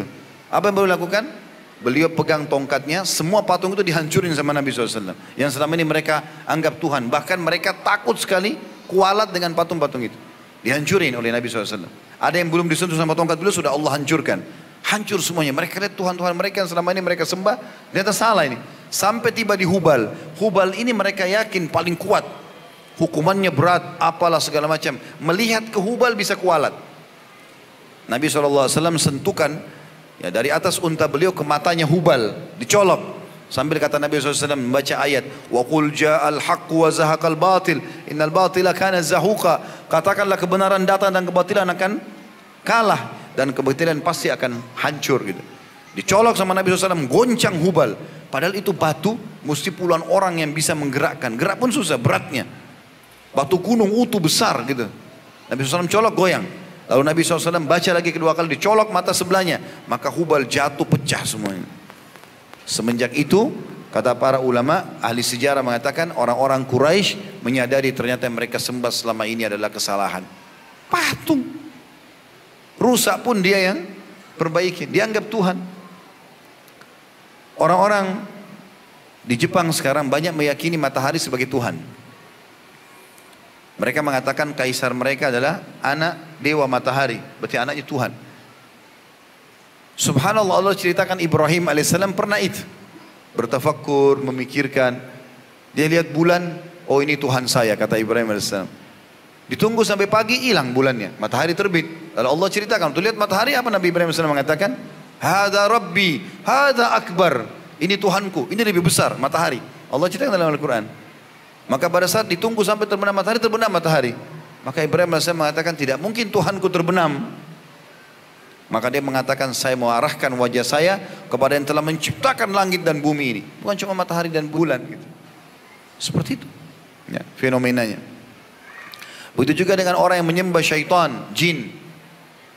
Iseng ini. Datang ke gua, datang ke pinggir laut. Wahai penjaga gua, wahai penjaga laut. Mana itu penjaganya? Pernah lihat? Kok aneh benerin? Manggil-manggil. Perhatikan teman-teman dan bisa baca tafsirnya. Tafsir surah Jin, ayat-ayat pertamanya. Allah ceritakan surah nomor 70 dalam Al-Quran. Orang-orang Arab Quraisy dulu zaman jahiliyah, mereka agak aneh ini. Apa anehnya? Mereka kalau jalan safar, perjalanan jauh, kalau nginap di sebuah lembah, turun di sebuah lembah, maka pemimpin kafilah, yang memimpin kafilah itu langsung bilang sama orang-orang yang sedang jalan sama dia, kumpulkan bekal-bekal makan kalian, keluarkan sebagian. Diambillah, kayak sesajen gitu. Dia minta dari orang-orang yang jalan sama dia. Lalu dia datang ke tengah-tengah lembah padang pasir. Lalu dia mengatakan, wahai penjaga lembah, ini setengah bekal kami, jangan ganggu kami ya. Ini tradisi jahiliyah dulu. Apa kata Allah? Maka fazaduhum rahaqa. Semua syaitan ada di lembah itu tadinya nggak ganggu mereka, tapi akhirnya mengganggu mereka gara-gara perbuatan itu. Alam semesta ini teman-teman, bumi ini, lereng-lereng gunung, gua-gua, lautan, yang ciptakan Allah, yang jaga merawatnya adalah Allah, dan Allah mengutus para malaikat. Baca surah nomor 77 dan 79 dalam Al-Quran. Malaikatlah yang telah mengatur pergantian siang malam, turunnya hujan, populasi manusia, hewan-hewan, mengatur lautan. Malaikat, tidak ada ini, syaitan lemah. Allah mengatakan inna kaida syaitani kana dhaifa. Syaitan lemah, dia hanya terlihat kuat bagi orang yang sengaja takut-takuti dirinya. Antum biar jalan di kuburan, biar lewat di lembah, gak ada yang ganggu antum itu. Yang buat terganggu gara-gara dia sendiri membuat rekayasa-rekayasa informasi dusta, bohong. Bukankah sinetron kita perusahaan akidah di Indonesia ini sering terjadi? Dilihatkan kuburan terbuka, pocong keluar. Lalu datang ketuk-ketuk rumah minta makanan. Siapa di sini yang pernah kedatangan kakeknya minta makanan dengan baju pocongnya? Ada? Ini kedustaan dari mana ini? Tapi kalau antum tanamkan itu sebagai sebuah keyakinan, nanti antum bisa lihat betul permainan syaitan. Coba kita bongkar kedoknya syaitan ya. Walaupun pasti syaitan marah sama saya gara-gara ini. Biarin aja dia marah. Kalau ada orang bunuh diri di satu rumah, saya pernah tanya jemaah saya ini, Bapak Ibu sekalian, kalau ada rumah ada orang pernah bunuh diri di situ, mau beli nggak rumahnya? Di sini orang mau beli nggak? Ragu, beli tidak. Banyak orang bilang enggak Ustaz. Kenapa? Ada ruh gentayangan. Karena ada orang bunuh diri. Nanti ada suara malam-malam, nanti ada begini dan begitu. Baiklah, kita simpan dulu contoh itu. Contoh yang lain sekarang. Kalau ada satu rumah, satu keluarga dibunuh. Tadi kan dia bunuh diri, sekarang dia dibunuh. Saya pernah tanya jemaah saya, Bapak Ibu mau beli rumahnya nggak? Nggak mau Ustaz. Kenapa? Sama tadi jawabannya. Pasti ada ruh gentayangan. Maka saya tadi beratkan teman-teman sekalian, tidak ada ruh gentayangan. Nggak ada. Dusta. Muka bumi ini banyak, sudah ada lama, banyak orang mati. Bahkan mungkin bukan mustahil, tanah-tanah kuburan mereka sudah menjadi dinding-dinding rumah kita.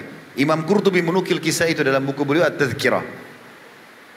Beliau mengatakan, saya menyaksikan sendiri di Spanyol, ada kuburan-kuburan orang-orang non-muslim yang sebelumnya dulu dibongkar oleh sebagian orang, lalu dipikullah tanah-tanah itu untuk dikelola lagi kembali, lalu dijadikan dinding-dinding bangunan.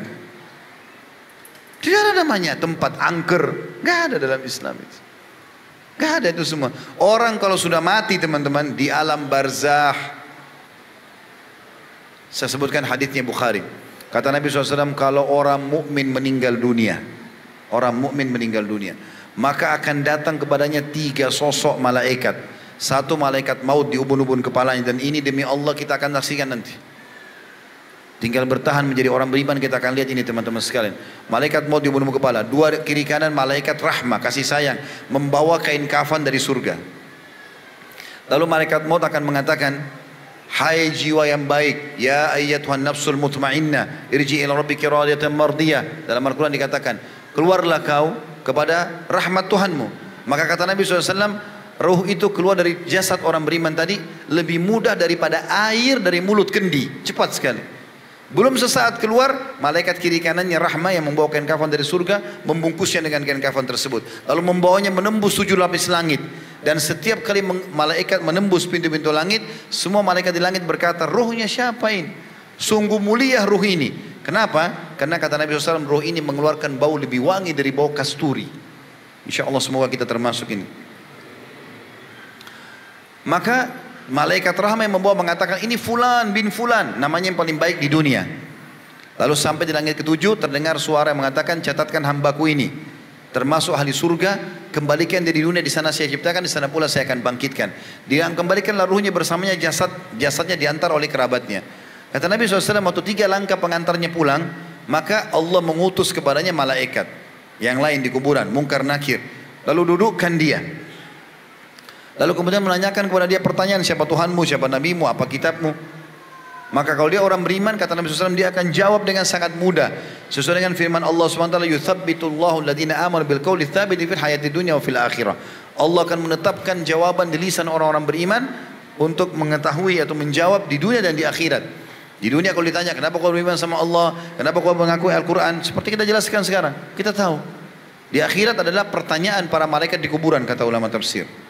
Lalu kemudian kata Nabi SAW, dia akan jawab dengan mudah, lalu dibukakan baginya pintu neraka. Dia lihat siksaan api, teriakan, jeritan, segala macam, dia takut. Malaikat bilang apa? Lihat, dari apa Allah selamatkan dirimu. Karena kau beriman tidak jadi masuk sini, tapi Allah lihatkan dulu dia. Ditutup, dibuka pintu surga, dayang-dayang, permadani, lautan, sungai, buah-buahan, segala macam. Dia tertarik, kata malaikat, ini tempat kau. Setelah itu, dia berdoa mengatakan, ya Allah, cepatkan waktu, cepat kiamat, maksudnya aku ingin masuk ke surgaku. Lalu datang di sebelahnya orang yang tampan, bersih, wangi, dia kagum. Maka dia karena kagum, dia mengatakan, siapa kau ini? Sungguh sempurna ciptaan Allah pada dirimu. Dia mengatakan, aku adalah amal solehmu yang akan menemani kau sampai hari kiamat. Jadi sholat kita, puasa kita, majlis ilmu begini, semuanya, zikir, baca Quran, doa, akan jadi makhluk di kuburan, menemani kita. Lalu kemudian terdengarlah Allah SWT berfirman mengatakan kepada para malaikat, ya, bentangkan permadani dari surga buat hambaku ini. Maka terbukalah permadani tersebut, lalu dia mencium bau wanginya surga tersebut, dan dia menikmati, bisa melihat surganya. Maka jadilah kuburannya taman dari taman surga. Taman dari taman surga.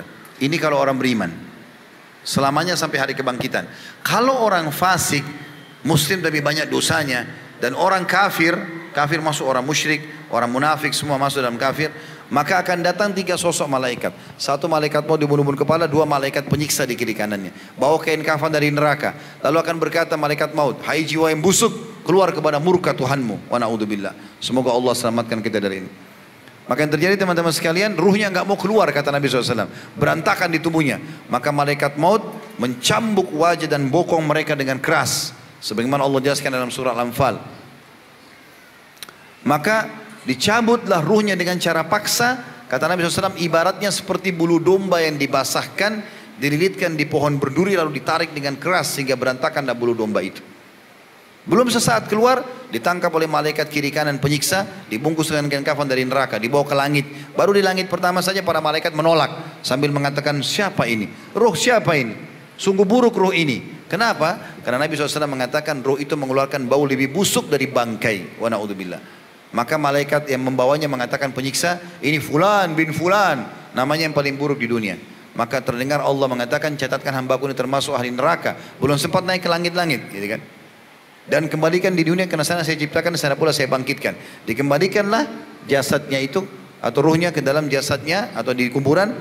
3 langkah orang melangkah pulang, maka datang malaikat dudukan dia. Tanya siapa Tuhanmu, siapa Nabimu, apa kitamu. Dia tidak bisa jawab. Ingat, muslim pun, tapi banyak dosanya, tidak sempat taubat. Dia hanya berkata seperti orang-orang kafir. Innama aqulu kama kana yaqulun nas. Saya enggak tahu, saya cuma ikut-ikut dulu orang bilang apa. Lalu kemudian setelah itu dibukakan baginya pintu surga oleh para malaikat. Dia kagum lihat, ya, luar biasa indahnya. Maka dia pun berkata, malaikat pun berkata, lihat dari apa kau haramkan dirimu. Kalau kau beriman beramal saleh, kau akan masuk sini dulu. Ditutup, dibuka pintu neraka. Siksaan, pedih, panas, segala macam, teriakan, jeritan. Dia takut pada malaikat, ini tempat kau sekarang. Kau nggak bisa menghindar dari sini. Maka dia pun berkata, ya Allah, jangan cepatkan waktu, jangan cepatkan kiamat, karena aku tidak ingin masuk ke nerakaku. Lalu kemudian setelah itu datang di sebelahnya orang yang tampannya buruk, bau badannya busuk, menakutkan. Dia takut, dia mengatakan, pergilah, siapa kau ini? Sungguh buruk ciptaan Allah pada dirimu. Maka orang itu mengatakan, aku adalah dosa-dosamu yang akan menemani kau sampai hari kiamat. Zinanya, dustanya, segala macam akan menemani dia. Kemudian setelah itu, kata Nabi SAW, dinding kuburannya dalam hadis Bukhari, dinding kuburannya akan menjepit tubuhnya sampai tulang rusuknya seperti ini. Riwayat lain, Allah mengutus malaikat, riwayat Bukhari juga, yang tidak punya pendengaran dan penglihatan. Allahu alam bagaimana. Membawa sebuah besi. Yang besi itu kalau seluruh jin dan manusia bersatu untuk membalik, mereka tidak akan mampu karena beratnya. Dipukulkanlah kepada orang ini dan seluruh makhluknya Allah mendengarkan kecuali jin dan manusia. Karena kalau mereka dengarkan cambukan malaikat itu, mereka akan meninggal seketika. Maka jadilah kuburannya lubang dari lubang neraka. Kenapa Ustaz datangkan riwayat sepanjang seperti ini? Karena saya mau hubungkan tadi dengan masalah itu. Ruh gentayangan tadi. Orang yang tadi contoh pertama bunuh diri dosa bukan? Hah? Masih ada yang ragu dosa nggak?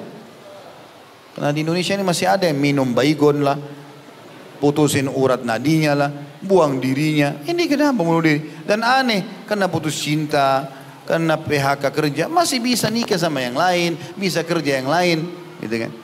Tapi jelas seperti itu. Orang yang bunuh diri tadi dosa, berarti dia di kuburannya sedang disiksa. Nggak ada lagi gentayangan datang ke rumah ganggu-ganggu orang, keluarin suara, nggak ada. Orang juga tadi yang dibunuh sekeluarga, contoh yang kedua, kalau mereka muslim, orang yang dibunuh membela kehormatannya, membela hartanya, membela keluarga, mati syahid. Maka mereka kuburannya jadi taman dari taman surga. Juga tidak akan keluar gentayangan ganggu orang. Lalu Ustaz, dari mana suara bayi di rumah saya, ada suara ini di atap saya, ada begini dan begitu. Itu permainan syaitan yang ada di sekitar rumah antum. Kapan antum besar-besarkan, makin jadi dia. Oh, kayaknya saya takut ke belakang rumah, nanti ada suara ini. Padahal tidak ada suara sebelumnya. Dia yang buat itu. Datanglah syaitan seperti dari kasus orang-orang Quraisy di lembah. Tidak ada apa-apa wahai penjaga lembah, jangan ganggu kami. Maka Allah bilang syaitan makin kerjain mereka. Antum kalau lewat di sebuah rumah ada orang bunuh diri, misalnya pagarnya 10 meter, begitu antum jalan syaitan di situ keliling.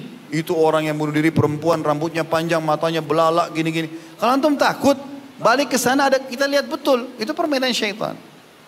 Tapi kalau kita tidak takut, a'udzubillahi minasyaitonir jalan, tidak akan ada apa-apa. Jadi itu semua cuma permainan syaitan. Ya. Baik, kita lanjutkan ayatnya. Kembali kepada ayat tadi. Ayat 65-nya, "Qul la ya'lamu man fis samawati wal ardil ghaiba illallah wa ma yusy'iruna ayyana yub'atsun." Katakanlah tidak ada seorang pun di langit dan di bumi yang mengetahui perkara yang gaib kecuali Allah. Dan mereka tidak mengetahui bila mereka akan dibangkitkan. Maksudnya mereka karena tidak belajar agama, tidak beriman, mereka jadi tidak tahu ada kehidupan akhirat. Ayat 66-nya, "Balid daraka ilmuhum fil akhirah, bal hum fi syakkim minha, bal hum minha amun." Sebenarnya pengetahuan mereka tentang akhirat tidak sampai ke sana, malahan mereka ragu-ragu tentang akhirat itu. Lebih-lebih lagi mereka buta daripadanya. Karena tidak beriman, mereka jadi tidak tahu semuanya. Ayat 67, "Wa qala alladziina kafaru a idza kunna turaban wa abauna a inna lamukhrajun." Berkatalah orang-orang kafir, apakah setelah kita menjadi tanah dan begitu pula bapak-bapak kita, apakah sungguhnya kita akan dikeluarkan dari kubur? Maka Allah berfirman di ayat 68-nya, "Laqad uidna hadza nahnu wa abauna min qablu in hadza illa asatirul awwalin." Sesungguhnya kami telah diberi ancaman dengan ini dan juga bapak-bapak kami dahulu, dan ini tidak lain hanyalah dongengan-dongengan orang-orang dahulu kala. Ayat 69 Allah bilang, "Qul siru fil ardi." Ini jawabannya. "Qul siru fil ardi fanzuru kaifa kana akibatul mujrimin." Kalau kalian lagu dengan siksa-siksa neraka atau siksa kuburan itu, berjalanlah kalian di muka bumi, lalu perhatikanlah bagaimana akibat orang-orang yang berdosa. Sampai sekarang masih ada muminya Fir'aun, masih ada piramidanya. Kita tidak sempat ke Mesir, bisa tonton di cuplikan di YouTube. Kita masih bisa lihat sisa istananya Namrud yang Allah binasakan di zaman Ibrahim alaihissalam. Kita masih bisa lihat sisa peninggalan kaum Thamud, kaumnya Nabi Saleh di Madain Saleh di Saudi, yang 4 jam dari kota Madinah. Tembok-tembok yang mereka jebol menjadi bangunan, ya, dan seterusnya. Ayat terakhir ayat 70-nya Allah mengatakan, "Wala tahzan 'alaihim wala takun fi dhaikin mimma yamkurun." Maka janganlah hai Muhammad kau berduka cita terhadap mereka, maksudnya yang tidak mau beriman, dan janganlah dadamu merasa sempit terhadap apa yang mereka tipu dayakan. Mereka tidak usah dikhawatirkan karena mereka akan disiksa oleh Allah Subhanahu wa taala. Kita lihat juga surah Al-Ankabut ayat 17, ya. Allah mengatakan tentang yang disembah selain Allah di Al-Ankabut ayat 17, "Innama ta'buduna min dunillahi awthana wa takhluquna ifka. Innal ladzina ta'buduna min dunillahi la yamlikuna lakum rizqan fabtagu indallahi rizqa wa'buduhu washkuru lah. Ilaihi turja'un." Sesungguhnya apa yang kamu sembah selain Allah itu, batu, pohon, air, api, jin-jin, adalah berhala. Nggak ada manfaatnya buat kalian, dan kalian membuat itu dusta, karang-karang. Oh ini Tuhanku, oh itu Tuhanku, di karang-karang, tidak ada buktinya. Sesungguhnya yang kamu sembah selain Allah itu tidak mampu memberikan rezeki kepadamu, maka mintalah rezeki itu di sisi Allah dan sembahlah Dia dan bersyukurlah kepadanya. Hanya kepadanya lah kalian akan dikembalikan. Itu juga ayat-ayat mulia, kita percepat sedikit karena waktunya. Surah Ar-Rum, surah nomor 30, di ayat 20, mulai ayat 20-nya. A'udzubillahi minasyaitonirrajim. Allah menjelaskan dan memperkenalkan dirinya tentang bukti-bukti kalau Dia pencipta. Wa min ayatihi an khalaqakum min turabin thumma idza antum basharun tantashirun. Dan di antara tanda-tanda kekuasaannya Allah ialah Dia menciptakan kamu dari tanah, kemudian tiba-tiba kamu menjadi manusia yang berkembang biak. Adam alaihissalam dari tanah, dan kata Nabi SAW, kalian semua dari Adam dan Adam dari tanah. Ayat 21-nya, "Wa min ayatihi an khalaqa lakum min anfusikum azwajan litaskunu ilaiha wa ja'ala bainakum mawaddatan wa rahmah inna fi dzalika laayatin liqaumin yatafakkarun." Dan di antara tanda-tanda kekuasaannya Allah, N-nya besar kata ganti Allah, ialah Dia, D-nya besar juga Allah, Dia menciptakan untukmu istri-istri dari jenismu sendiri. Kita cenderung dengan manusia. supaya kamu cenderung dan merasa tentram kepadanya, terpenuhi biologis kalian. Yang dijadikannya di antara kalian rasa kasih dan sayang. Sesungguhnya pada demikian itu benar-benar terdapat tanda-tanda bagi kaum yang mau berfikir. Ada kecenderungan dengan lawan jenis, apalagi kalau sudah menikah ada kasih sayang. Ini Allah yang buat semua itu. Ayat 22. Wa min ayatihi, perhatikan kalimat wa min ayati, dan tanda-tanda kebesaran Allah. Khalqus samawati wal ardi wa ikhtilafu alsinatikum wa alwanikum inna fi dzalika laayatin lil alimin. Di antara tanda-tanda kekuasaannya Allah ialah Ia menciptakan langit dan bumi dan berlain-lainnya bahasamu. Maksudnya fenomena bahasa. Jadi ada bahasa Indonesia. Di Indonesia pun ini ada banyak bahasa. Daerah ini beda bahasa, daerah itu beda bahasa. Ini semua bahasa, ini semua tanda-tanda kebesaran Allah. Kita bisa bicara seperti ini dan saling mengerti, itu juga tanda-tanda kebesaran Allah. Dan Allah mengatakan selain penciptaan langit dan bumi juga bahasa kalian yang berbeda-beda. Dan warna kulit kalian. Ada yang hitam, ada yang sawo matang, ada yang putih, ada yang merah dan seterusnya. Sesungguhnya pada demikian itu benar-benar terdapat tanda-tanda bagi orang yang mengetahui. Maksudnya mau belajar. Lanjutannya ayat 23. Wa min ayatihi, juga tanda-tanda kekuasaannya Allah. Manamukum bil-laili wan-nahari wabtigha'ukum min fadli. Inna fi dzalika laayatin liqaumin yasma'un. Di antara tanda-tanda kekuasaannya adalah tidurmu di waktu malam. Umumnya orang kalau malam ngantuk, tidur, ini tanda-tanda kebesaran Allah. Kadang-kadang kita kalau sudah tidur tidak sadar lagi. Ya, sampai dikatakan dalam sebuah hadis oleh Nabi SAW, diangkat pena catatan amal dari 3 orang. Anak kecil sampai dia balik, orang gila sampai dia sadar, orang tidur sampai dia bangun. Tidur itu tanda kebesaran Allah. Tubuh kita kayak sedang diperbaiki kembali, makanya bangun tidur segar. Itu tanda-tanda kebesaran Allah, bukan cuma sekedar tidur saja. Allah juga mengatakan, di antara tanda-tanda kalian ada tidurmu di waktu malam dan siang hari, dan usahamu mencari sebagian dari karunia-Nya, maksudnya mencari rezeki, punya keinginan bekerja. Sesungguhnya pada yang demikian itu benar-benar terdapat tanda-tanda bagi kaum yang mau mendengarkan. Ayat 24. Wa min ayatihi yurikumul barqa khawfan wa tama'an wa yunazzilu minas sama'i ma'an fayuhyi bihil ard. Fayuhyi bihil arda ba'da mautiha inna fi dzalika laayatin liqaumin yaqilun.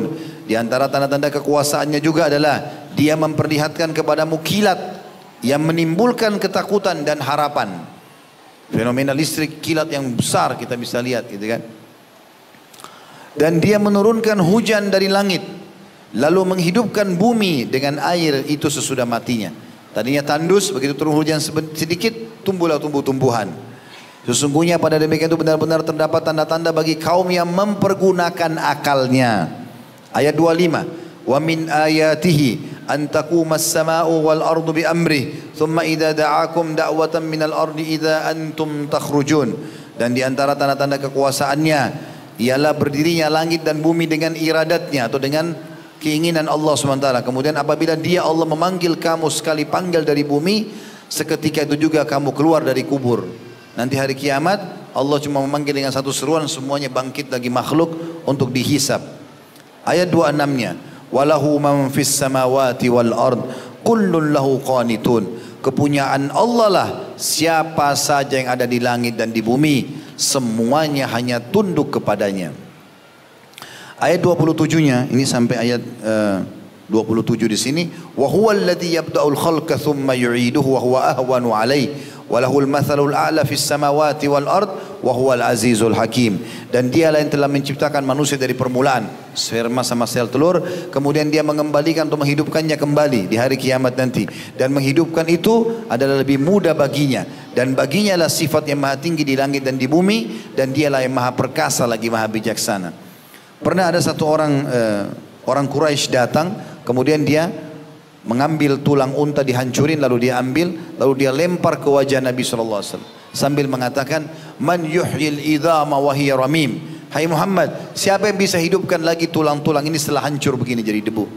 Maka Allah turunkan dalam surah Yasin, qul yuhyiha alladhi ansha'a awwala marra wa huwa bikulli khalqin alim. Katakan hai Muhammad, yang akan mengembalikan lagi dia utuh menjadi tulang dan hidup lagi ada dagingnya adalah yang telah menciptakannya pertama kali, dan dia maha mengetahui ciptaan-ciptaannya.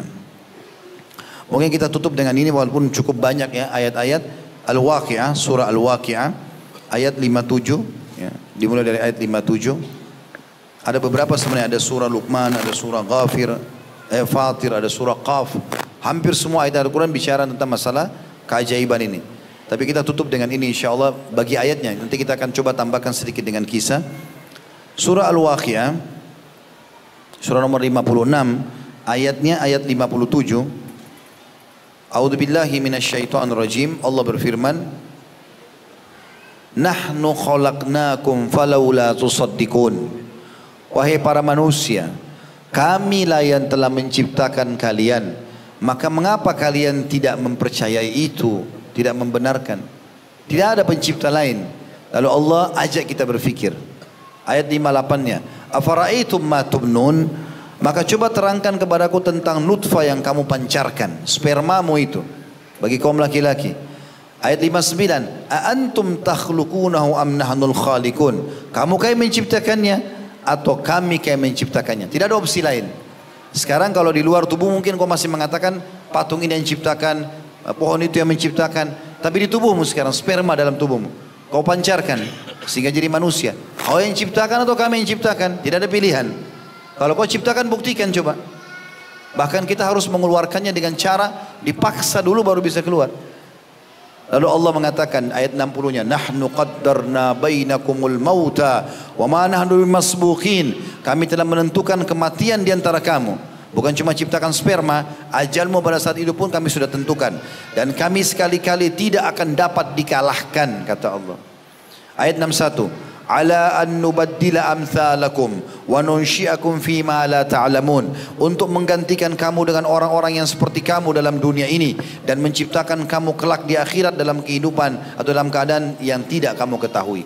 Artinya Allah mengatakan kami mampu ciptakan, kami binasakan kalian semua, kami ganti kalian dengan makhluk yang baru bisa. Begitu juga kami akan bangkitkan kalian dan kami akan hisab kalian hari kiamat.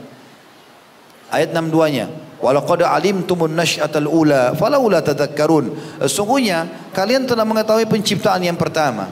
Kalau belajar tahu dari Adam, maka mengapa kamu tidak mengambil pelajaran untuk penciptaan yang kedua?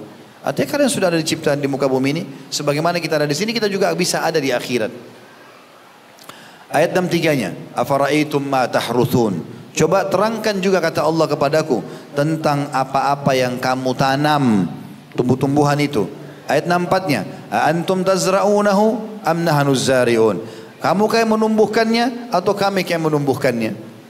Yang kau tanam sekarang, kau yang tumbuhkan atau kami yang tumbuhkan? Coba dengan caramu sendiri. Tidak usah kasih air, tidak usah kasih pupuk, bilang saja tumbuh, nggak bakal tumbuh.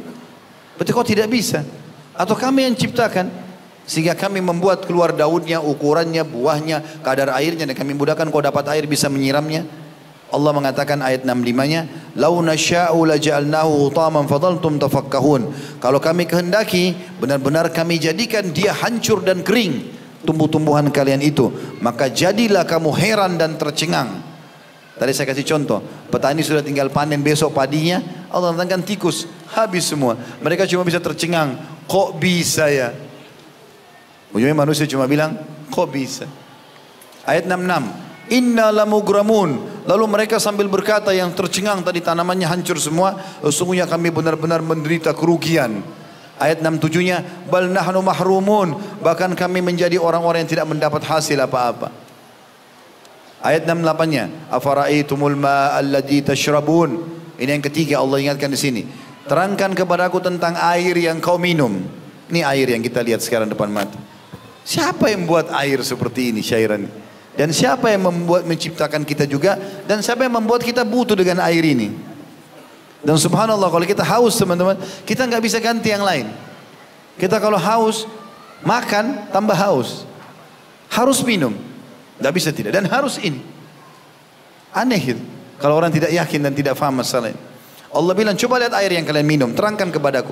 Ayat 69, a antum anzaltumuhu minal muzni am nahnul munzilun? Apakah kami yang menurunkannya atau apakah kamu yang menurunkan dari langit atau kami yang turunkan? Makna tafsirnya adalah, kalau kalian mengatakan hujan kalian turunkan, coba turunkan setetes saja. Atau kami yang turunkan? Kalau kami turunkan berarti kalian harus beriman. Ayat 70-nya, lau nasya'u lau nasya'u ja'alnahu ujajan falaula tashkurun.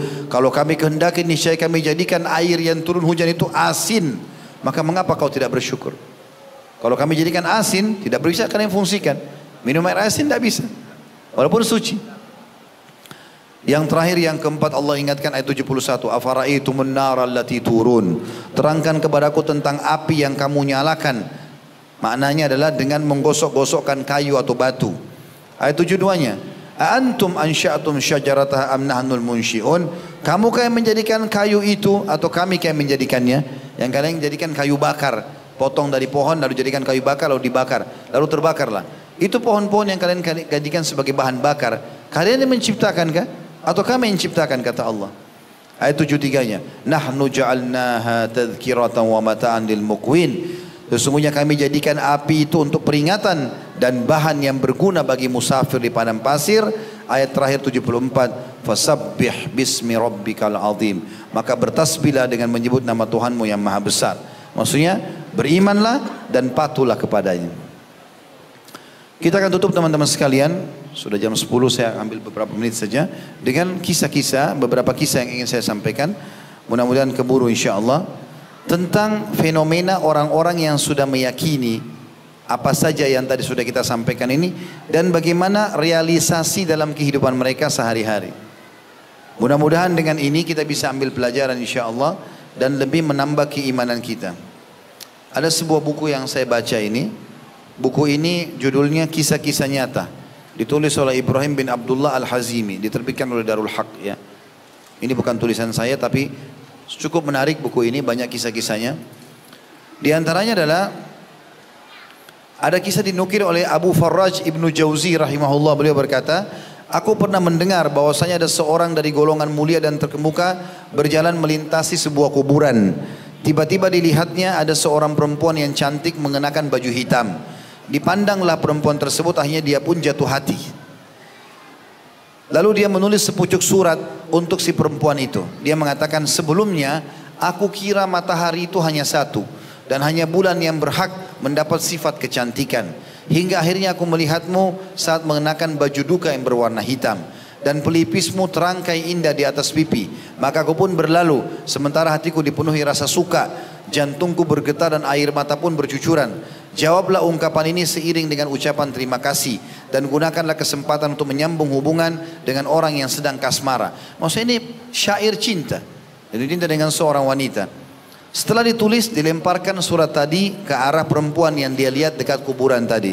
Tak kala si perempuan telah selesai membaca surat itu, dia menjawab tulisan itu. Dia mengatakan, bila anda memang memiliki garis keturunan dan nasab yang bersih, sesungguhnya orang yang mulia dikenal dengan sifat menundukkan pandangan dari yang haram. Dan sungguhnya para pezina itu adalah manusia yang tidak bermoral. Sadarilah bahwa pada hari kiamat nanti anda akan dihadapkan di hadapan Allah. Urungkan harapanmu, semoga Allah melaknat anda sebagai laki-laki bila tidak mau, sebab hatiku sudah terpaling dari perbuatan keji. Kata Ibnu Qayyim, setelah si pria membaca balasan suratnya tadi, dia memaki dirinya sendiri. Seraya berkata, apakah pantas ada wanita yang lebih berani meninggalkan keburukan dibanding kamu sementara kau laki-laki? Lalu pria tadi bertaubat kepada Allah dan mengenakan baju dari bahan wol. Kemudian pergi ke Baitullah Al-Haram di Ka'bah. Suatu hari, maksudnya dia beribadah di sana, dekatkan diri kepada Allah. Sudah tidak pikir lagi masalah dunia. Satu hari saat dia sedang dalam tawaf, tiba-tiba dia lihat wanita cantik yang dulu pernah dia sukai. Dia juga mengenakan baju dari wol, wanita itu. Si wanita berkata kepadanya, alangkah pantasnya penampilan seperti ini untuk seorang yang mulia. Maukah anda melakukan sesuatu yang boleh untuk anda? Maksudnya menikahi dia, si wanita ini. Maka si pria menjawab, dulu aku memang mengharapkan hal itu, tapi itu sebelum aku kenal dan cinta kepada Allah. Dan sekarang aku terlalu sibuk dengan kecintaan kepada Allah untuk mencintai yang lain lagi. Maka si wanita tadi berkata kepadanya, bagus. Kemudian wanita itu tawaf sambil membaca syair. Kita bertawaf dan saat itu tampak banyak bayangan indah tentang kecintaan kepada Allah. Bayangan yang menjadikan kita lalai untuk memandang dan mendengar yang lainnya. Apa makna kisah ini teman-teman sekalian? Artinya ada cinta yang lebih mulia daripada cinta sama pasangan atau yang haram. Itu cinta kepada Allah SWT. Itu kalau sudah tertanam dalam hati, itu luar biasa. Kalau teman-teman sudah mulai masuk dalam tahapan bagaimana caranya supaya mendekatkan diri kepada Allah, hadir majelis ilmu, sudah mulai sholat, puasa segala macam, terus saja dalam masalah itu dan tutup pintu-pintu maksiat. Akan sampai nanti kita pada sebuah titik teman-teman, baca Quran gak mau berhenti, sujud gak mau diangkat kepalanya, berdoa rasanya gak mau berhenti berdoa, ada kesempatan berbuat baik selalu mau berbuat baik. Itu karena sudah tanda keimanan. Selama masih ada dosa tidak bisa itu terjadi. Maka dosa ini masalah besar bagi kehidupan kita. Al-Hasan Basri juga menukil sebuah kisah bahwasanya ada seorang wanita pelacur yang tidak mau ditiduri di masanya kecuali menyerahkan 100 dinar. Ini banyak sekali, ratusan juta rupiah kalau kita sekarang. Maka ada seorang laki-laki miskin, dia pengen sekali karena lihat perempuan ini sangat tertarik, sangat cantik, tinggi, putih, segala macam fitnah perempuan yang lebih ada pada dia. Sampai dia bekerja, kata Hasan Basri, dia bekerja hanya untuk, dia banting tulang hanya untuk mengumpulkan uang 100 dinar itu. Terus dia bekerja sampai dia penuhi uang itu hanya untuk berzina sekali dengan wanita ini. Maka datanglah dia ke tempat wanita tersebut sambil mengatakan, sungguh engkau telah membuat aku kagum. Kemudian aku pergi dan bekerja membanting tulang hingga berhasil mengumpulkan 100 dinar. Maka si wanita tadi mengatakan, serahkanlah uangmu kepada pelayanku agar dicek keaslian dan ditimbang beratnya. Setelah dibayarkan, si wanita tadi berkata, masuklah. Si wanita itu mempunyai rumah yang terhias indah dan ranjang dari emas. Ketika masuk, wanita itu berkata, ayolah, maksudnya berzina. Tak kala pria itu telah duduk, kata Hasan Basri rahimahullah dalam kisah ini, dengan posisi duduknya seseorang yang ingin berzina, maksudnya di atas perempuan tersebut.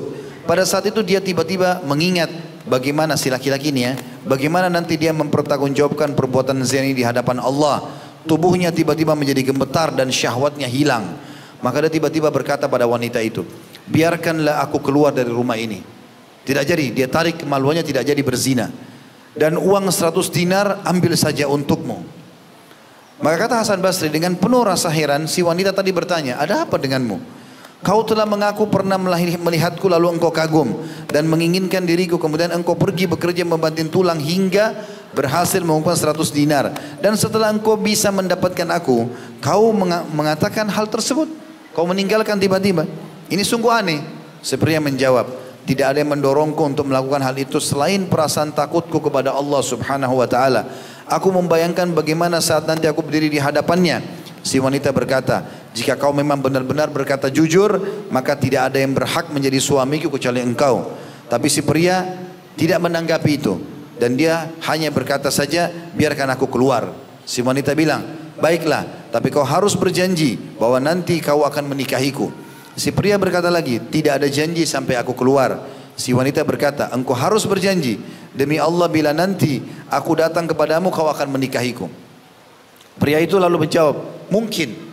Lalu dia mengenakan pakaiannya dan pergi menuju ke negerinya.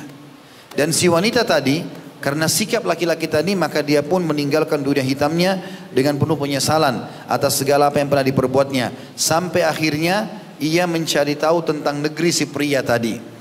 Kemudian dia bertanya pada orang-orang di sana tentang nama dan alamat rumahnya yang ditunjukkan oleh mereka.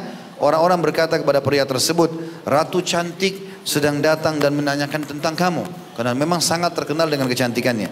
Saat pria tersebut melihatnya, dia terkejut, lalu kejang dan tiba-tiba mati seketika di tempat. Lalu jatuh di hadapan wanita itu. Maka dia berkata, aku sudah tidak mungkin, kata wanita ini, aku tidak mungkin lagi mendapatkan orang yang satu ini. Tapi apakah dia punya seorang kerabat? Maka orang-orang menjawab, ya, dia punya saudara laki-laki yang miskin. Maka si wanita tadi akhirnya berkata pada saudara laki-lakinya, aku ingin menikah denganmu karena aku cinta pada saudaramu. Akhirnya keduanya menikah dan dikaruniai 7 orang putra. Tapi saksi bahasan kita teman-teman, bagaimana perempuan laki-laki ini meninggalkan zina karena takut kepada Allah Subhanahu wa taala. Ini kalau sudah kenal Tuhan akan seperti itu. Dia tidak ingin lagi melakukan itu. Dinukil kisah yang mirip dengan itu, ada seorang laki-laki, dia terkenal dengan ketampanannya dan dia menjual keranjang-keranjang ya, untuk pikul buah. Ada seorang wanita, putri raja terkenal dengan kecantikannya, ingin berzina dengan dia. Maka dibuatlah sebuah rekayasa keadaan bahwasanya pelayan-pelayan si ratu ini keluar dari rumah lalu memanggil laki-laki tersebut minta tolong kalau ada orang yang orang butuh bantuan dalam rumah. Setelah masuk ke dalam, maka kata si ratu tersebut, kamu sudah terkunci sekarang. Kami tidak memanggilmu untuk meminta tolong atau membeli keranjang-keranjangmu, tapi kau harus melakukan perzinahan. Bukan cuma sama aku, sama pelayan-pelayanku juga ini. Dan kalau kau lakukan apa yang kau minta, maka kami akan memberikan kepadamu. Maka dia mengatakan bertakwalah kepada Allah, jangan begini-begini. Laki-laki terkenal dengan kesolehannya. Maka ternyata tetap saja perempuan-perempuan ini memaksa. Kalau kau menolak, maka secara otomatis ya, kami akan teriak dan orang akan mengerumunimu atau memukulmu. Maka dia pun mengatakan, kalau begitu izinkan aku beruduk dan berdoa. Maka perempuan ini bilang, jangan kau olok-olok aku. Ambilkan pelayan air, diambilkan air, dia beruduk. Kemudian dia setelah beruduk berdoa kepada Allah SWT, ya Allah, sebagaimana aku telah menjaga kemaluanku dari yang haram semasa aku hidup ini, maka selamatkan juga aku dalam yang haram selama aku telah menyelamatkan kemaluanku dari yang haram, ya, dan jangan engkau jerumuskan sekarang kemaluanku dalam yang haram dengan wanita ini, karena lama-lama kalau digoda terpengaruh juga. Tiba-tiba Allah buat perutnya mules, kemudian dia bilang aku ingin masuk ke kamar mandi. Dia masuk ke kamar mandi, kemudian dia buang air besar. Laki-laki ini sangat bersih dan tampan. Tiba-tiba setelah buang air besar muncul di benaknya ide untuk mengambil kotoran dia sendiri. Diambil lalu digosok di badannya, di bajunya. Dia tidak pernah lakukan itu.